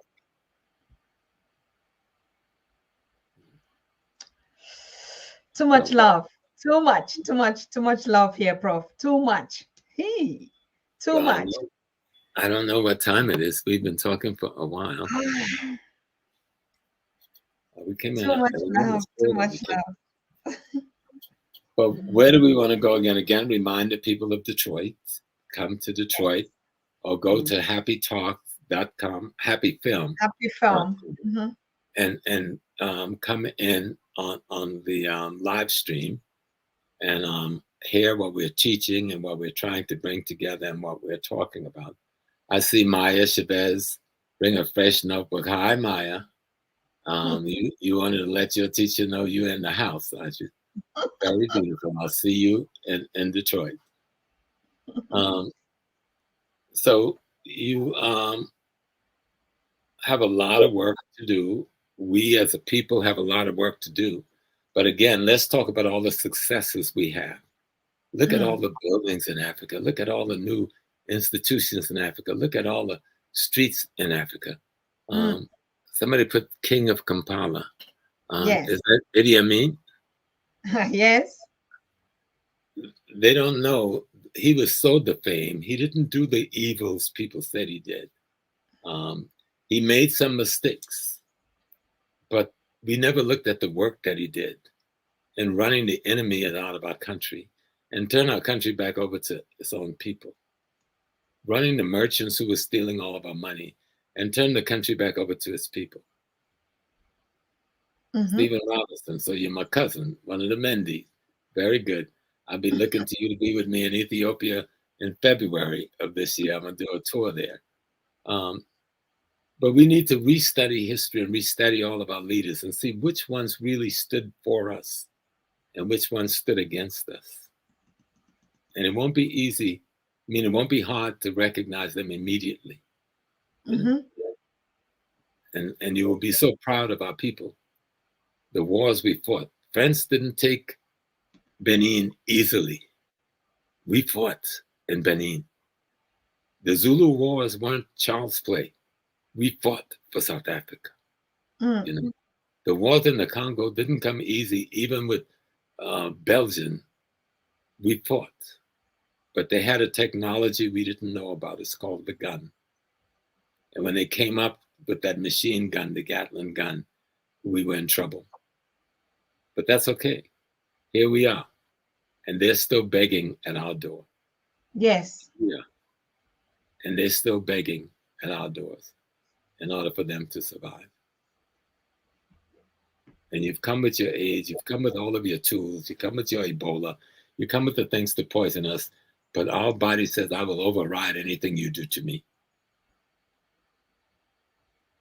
I will override anything you do to me. Because I am the African. I am the first of the creation of the divine as human. And you cannot destroy me because you did not create me. And we have to be clear. Absolutely clear. I share. And we could, even though I sound all tough and hard, I'm saying it all in love and in good spirit. But I just wanted to hit home the right way. That we are building a new Africa, both on the continent and off the continent. In Brazil, in Europe, in the UK, in America. That new Africa expands the globe. We're close to 2.5 billion, if not 3 billion people. And when we get to know ourselves, we get to know ourselves well. Nothing in the world will stand against us. Because one Africa means Pan-Africanism is in effect. Pan-Africanism is in effect. That's why we're saying one Africa. When Pan-Africanism is in effect, it's one Africa, whether you're in Brazil, Costa Rica, Panama, North America, Dominican Republic, Haiti, Puerto Rico, England, Germany, France, Lagos, Lomé, Accra, Nairobi, one Africa. One Africa. Pan-Africanism in effect. Ashe. Wow. And someone said it also, and I like again, those not able to go and participate by donations to PAD TV, thanks. Because you can help Sister Susan go and represent you at this conference. She will be speaking and presenting at the conference, representing the Pan-African Daily TV audience all over Europe, Africa, and around the world. So anything you can contribute to help her make this journey, that'll be a beautiful thing, and it needs to be done. And you know her now. You've listened to her bring you the best of our people for almost 2 years now. How long has it been, Susan? Yes. I know you've been doing the big festival for much, much longer there in Germany. So how long have you done the festival now? How many years?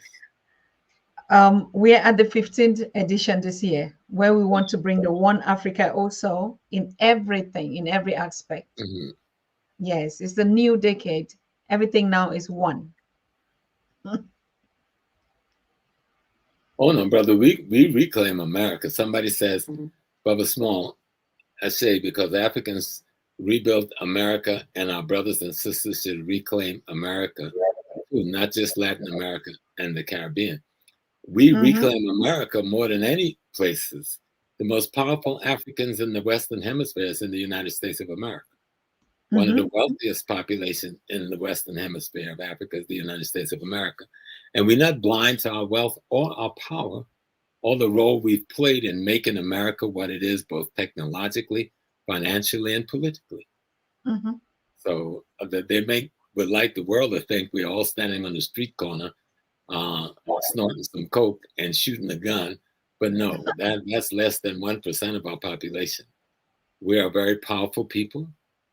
We are very spiritual people. We know we're very powerful. And no force in the world have brought down the American government as often as the demonstrations of Black Americans. No force in the world have dared go up against this government or any government in the world have I ever seen the people do to them over a 400-year period that we've done to the government of the United States. We've made them change their constitution in ways they've never imagined. We've made them change their local laws to become more humane in ways they've never imagined. And they're like an eel, they're slippery, they're still trying to get away. Oh, we know who we are more than most think, because we began to cry on our name as African Americans long before the 1980s. In 1779, we called our first Masonic lodge the Free African Lodge. In the later 1700s, 1780s, we called our first churches the African Episcopal Church and the African Baptist Church and the African Methodist Church. We never stopped using that name. We never forgot our name. That's contrary to what they've taught people. Mm-hmm. In 1892, our most powerful organization was called the Afro-American League, led by T. Thomas Fortune. Its members included Booker T. Washington, W.B. Du Bois, Ida B. Wells, and others. That's the organization that eventually became the NAACP. So we've never forgotten who we were, you know. So that's why it's important to study history. It'll erase the mystery. Because they tried to make us think, oh, they took everything. No, they didn't take everything. We transform ourselves. The only music they can call America, jazz music, that's our music. Gospel music, that's our music. Spiritual music, that's our music. Hip hop music, that's our music. Rhythm and blues, that's our music. Rock and roll, that's our music. They haven't contributed anything except copying what we've done. And that's okay. The light is not shining in the world just for the one that's given the light, but it's shining especially for those who do not know how to give light. Mm. You know? Mm. So, but the war is still on, and we haven't had a total victory yet. And we know we are at war. But we've had some enormous victories, and we should celebrate those victories as we create new victories. So sweet. Thank you so much for all our queens that are sharing the love to the queens here, all the kings. That's what we need. And the queens, declare yourselves. Tell the people of the world, and I'm saying this to the women, tell the people of the world that you are sacred and that you are worthy. You are sacred and that you are worthy. And especially tell the men that your womb is sacred. And they should only have access if you allow, because they are found to be worthy. Mm. And don't be afraid to assume the power that the universe once gave to you for safekeeping. You've given the authority to the men, but you've let them take your power with that authority. Mm. Take your power back. Let me tell you something. If every woman in the world today said to every man in the world, my legs are closed until you get it together, this world would change tomorrow. This world would change tomorrow. You hear what I'm saying? I know I'm speaking past certain boundaries, but let it change without us closing our legs. Let it change without us closing the legs. Why must we close the legs for the world to change? Because you want to tell them, unless you prove yourself worthy, you cannot enter the kingdom of heaven. Okay. Unless you prove yourself worthy, you are not going to enter the kingdom of heaven. I share. And I guarantee you, you'll see some real changes happening real quick. Because you are the power, and you've granted us the authority.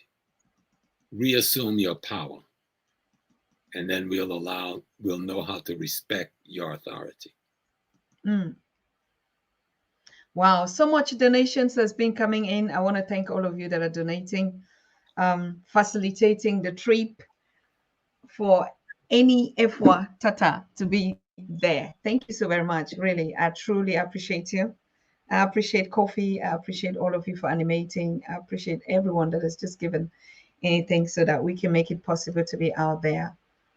I have to be your voice, your eyes, your Yes. smell, your everything. So, and you trust me how I'm going to do it for you. And if you have some contributions, hey, please, I love the chat today. And while Prof has been talking, we just want to give him a short breath. And I'm coming back to you to say, yes, that's the interaction that we need every time here. The family always contributing. Now we're discovering some very new features here where, simultaneously we can speak and bring out all the voices to live on the show just through your chat and your comments. So I really, really thank you. And I thank all the suggestions that you've been throwing out there. Even the brother that say, hey, bring Pat TV to Atlanta. We're going to be doing that. And that's one of the Yeah. key reasons We're why. looking forward to seeing Yeah. you in Atlanta. Yes, Sister Felicia is putting out all that plan out there. And that's one of the major things that Prophet James is saying, come, because we want to be Yes. everywhere. Pan Because African needs to be everywhere. we're saying one Africa, Mhm. and you and Dr. Obanga, coming from Congo Brazzaville, will make the statement in the first step of one Africa. Mhm. You can't be looked upon as the lady from Africa, and then we over in America saying we are African, but looking at you like you the African lady. No, we the African lady and the African man too. We just one people. We just in different locations, you know. And so we're getting there, and the fight is to get there, you know. Anyway, we're coming with the true sorry, the village African style. You won't even just look at us differently because we don't know that, and we don't know that all of us too. So it's really a wonderful thing to meet elders, to meet all of us. Whoever thought that this will happen at this time? So it's a miracle that our ancestors are doing. Honestly, Yeah, I but don't even it's know how time. we're going to go. Yes. It's time, and because it's time, it'll happen. So I've been with you a long time today. So I know soon I'll have to go. Exactly. And you cannot imagine that we are 2 a.m. in Europe. Mm. 2 a.m. in the night. And people are still up. Yes, we are. Mm. Why not? Mm. What will we be doing when we relocate and transit? We'll be spending a lot of time with our ancestors, so we got more time now. It's 7 after 2 a.m. and I see all my Europeans, even those on the continent. Wow. I Just love you so much to sit up and listen to this Pan African Daily TV. That means y'all are special spirits, special souls, you know, special, special. beautiful. Thank And you. Thank I you know all. so many Yes. people in Ghana are watching because I hear from my people in Ghana all the time who watch the show. See who is here. I see Brother Asar, peace and blessing. Brother Asar, how are you doing? If this is our Asar from, this is Yes. this is one of the scientists who you will be hearing from Mm, on Saturday and Sunday. An mm. extraordinary mind Oh, um, yes. that deals with both the linguistics, the anthropology, the archaeology, the science in ways that you've rarely seen it dealt with. Mm, So go to happyfilms.com. If you can't make it to Detroit, please go on the live stream and you will have the most enjoyable experience um, of learning how to be you and how to transform your world so that it serves your future. mhm. You know? Thank you. Thank you. Thank you. Thank you, Brother Asa, for being here. Oh, wow. Yes. He had me on his show too yesterday in the morning, and everything Uh-huh. was just like fantastic. I can't wait. Even Wow. though he was saying I would be carrying my camera, I don't know. I would be carrying the camera with you. So everything is just gonna fit well. Thank you. Thank you for being in. He also was on the show and educated us on a lot on what we should be expecting out there, just like every one of us. It's gonna be bomb. Oh, it's going to be fantastic. And Detroit is one of my favorite places. I haven't been there for almost 2 years now Mm, since this COVID thing started. So I'm looking forward to that. all of So, us.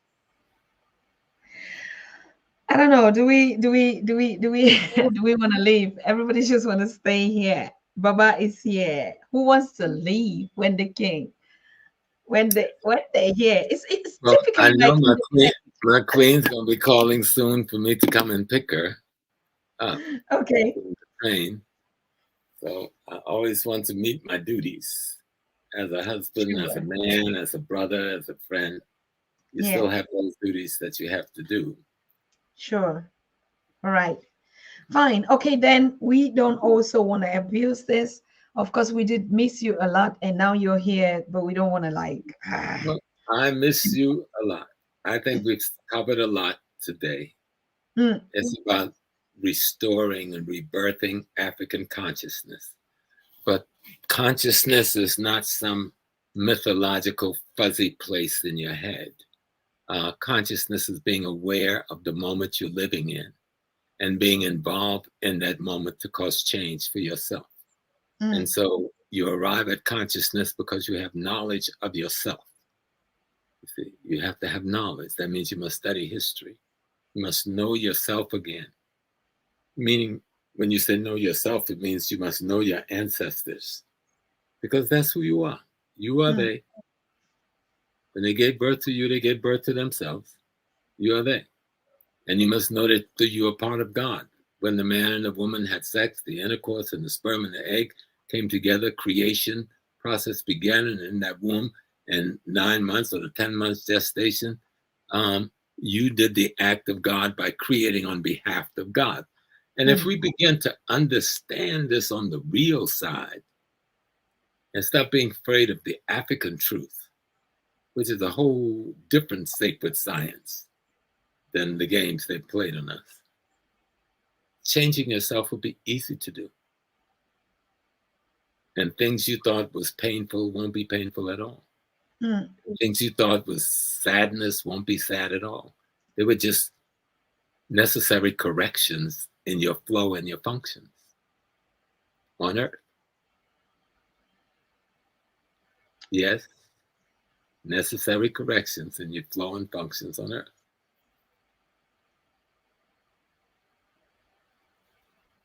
Somebody said it's Yes. impossible to know everything.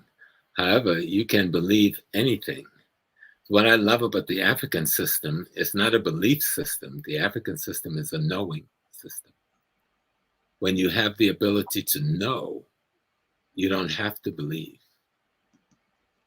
You know? Mm, Nature teaching you how to grow your body into an adult universe, and there are many forms in between. One of them is a sun. I don't know whether I would say it in that way, that there are many forms in between. There are other participants besides you, because the sun too had to be grown. And as we study cosmology or nature and the cosmology, and our ancestors did, they tracked them for tens of thousands of years, 25,000, 50,000 years. We look at the stars and the moon until they began to replicate. And then we studied the replication for another 50,000 years or 25,000 years, because I think it takes 25,000 years for replication to take place. What I mean by replication, for where the stars and the moon were at that particular time when you first start looking, until you find them through the centuries at that same place again. Now, when it's mm, at that place, what is happening to Earth? What is happening to the rest of cosmology? What is happening to the human body? So this is how we come up with what we call our sacred science. It's a mastery of the universe. It's a mastery of the ecology, the environment we live in. It's a mastering of the ecology of the human body itself.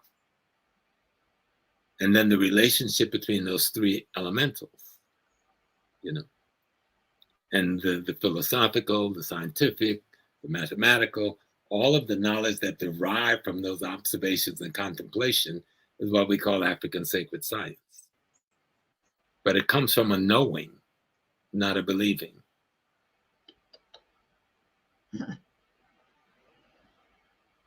Katrina, you're still up in Namibia. Wow. In Namibia, you're still up right now. Wow. Wow. Well, that's good. I'm happy that y'all are supporting Sister Tata and the Yes. African Daily TV,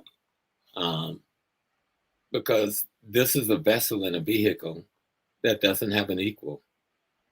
And, we have to make sure it keeps on going. Nothing is impossible for us Africans. Nothing is impossible. Let me make it very simple for y'all. So y'all look scared, so I don't be saying that much. You're God having a human experience. When you realize that, but it's not a realization that you can believe.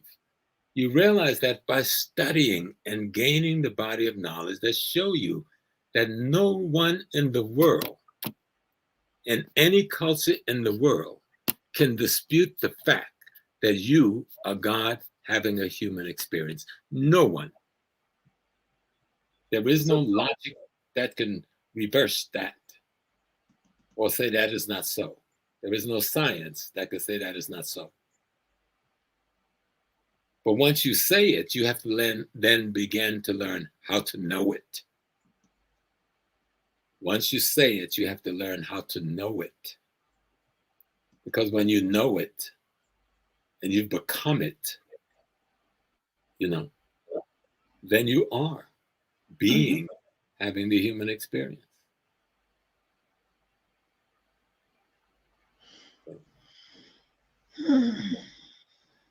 And that's what we have to grasp. African culture isn't a mystery at all. We get caught up on the drumming, and the dancing, and the masquerading, and the straw. They were trying to tell us something philosophically or scientifically. Those things were the university and the teachers and the tools. But what was the university, the teacher, and the tools trying to teach you? They're trying to teach you the knowledge that they learned from mastering cosmology and ecology, so that you can then learn it and practice it in your personal self, then in your family self, then in your extended family self, then in your neighborhood self, then in your national self.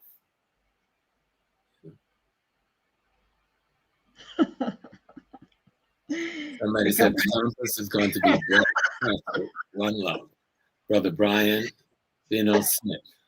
It's going to be a blacktastic conference. Yes. You got some of the greatest scientific, historical, and intellectual and spiritual minds that I've ever encountered are going to be at this conference, trying their best to tell you the truth as best they've understood it. So. Okay. Oh, right. So I don't know how we can say that again.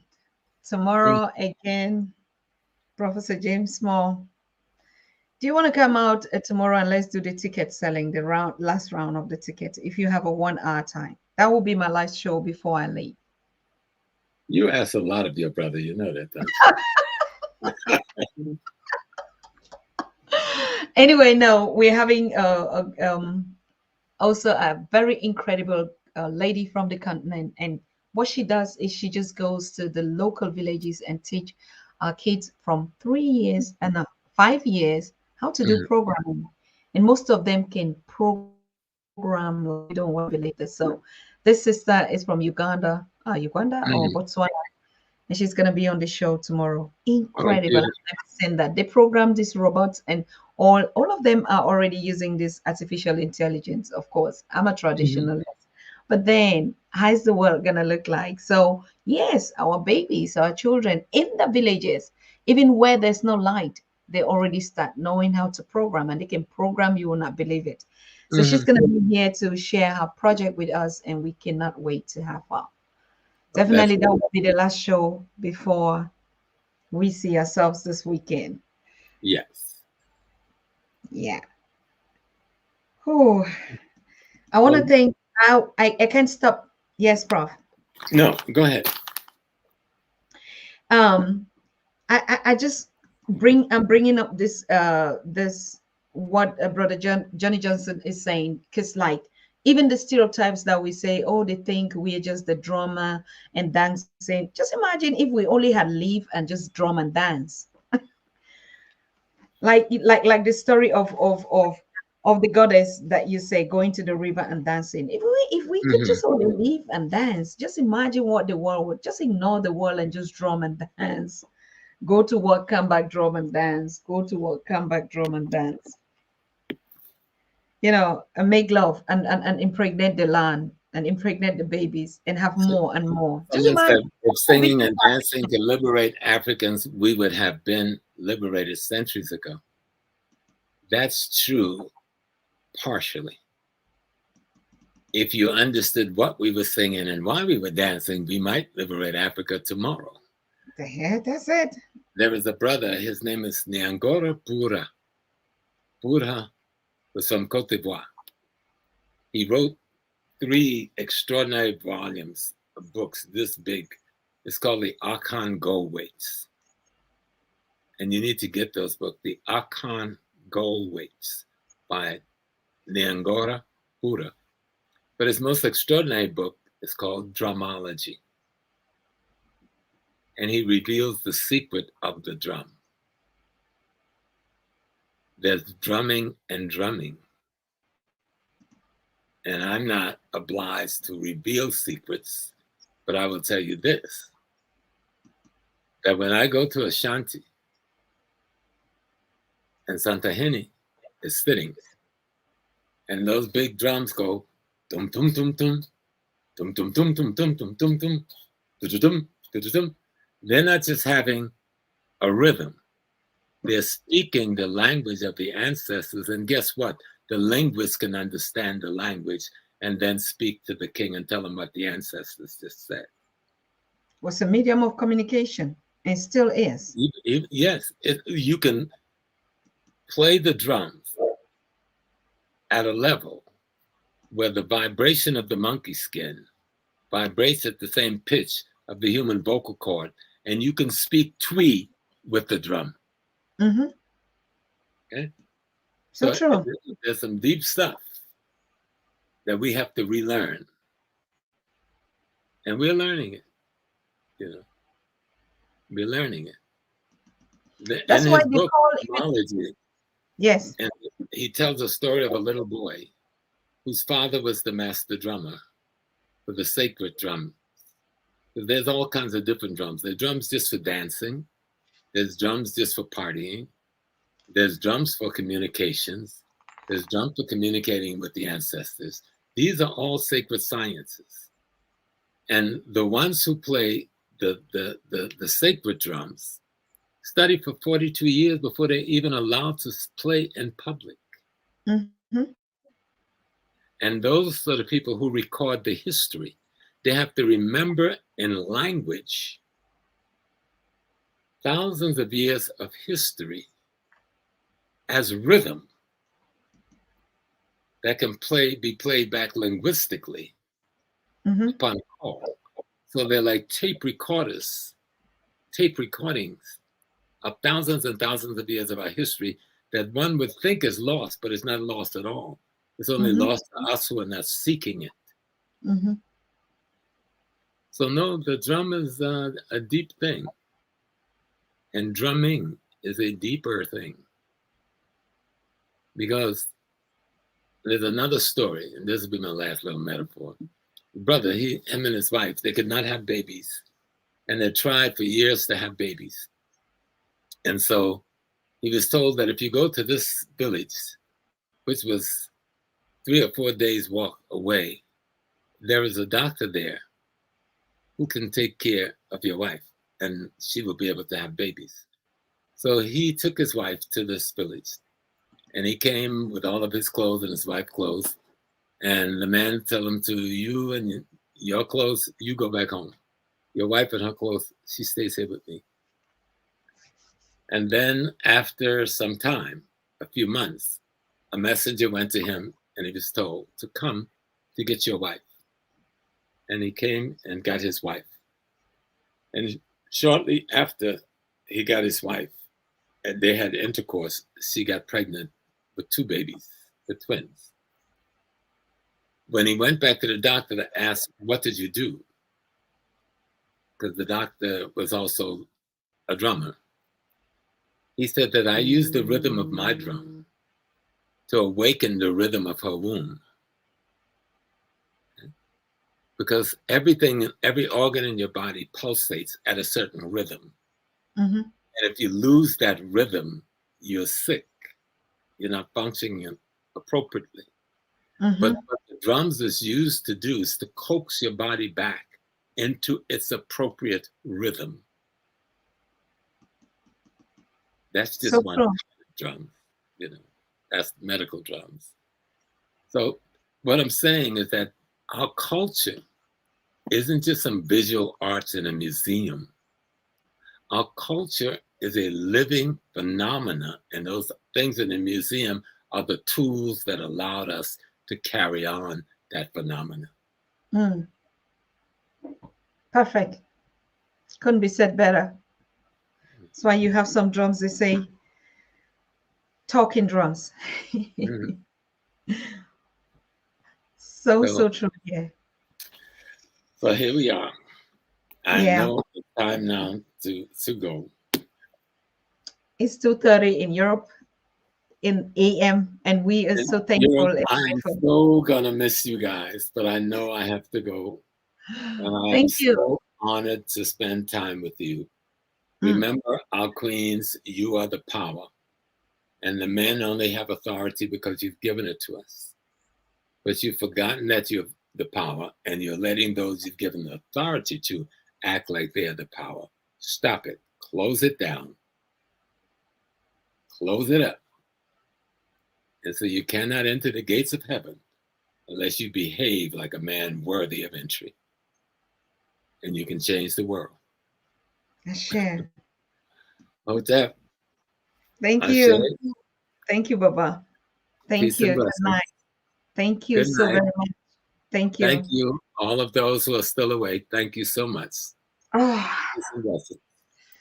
Thank you. Thank you, Baba. Thank you for everyone. Yes, thank you. Thank you. I think we don't even have to say anything again. We just say good night to all of you. Sleep sweet, sleep tight.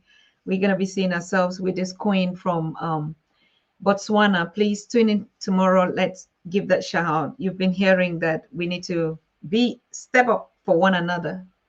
The queens, the kings, 12-12, oneness. Okay, no me without you, no you without me. So good night to all of us, and we see us again tomorrow, same time. Bye. Good night.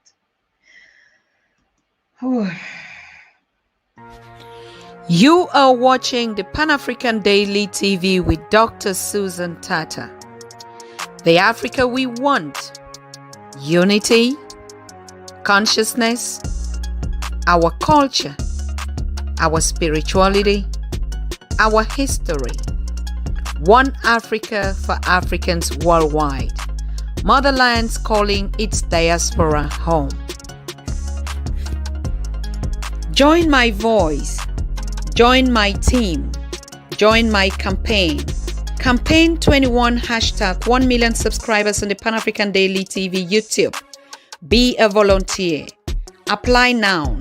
Be the new Africa.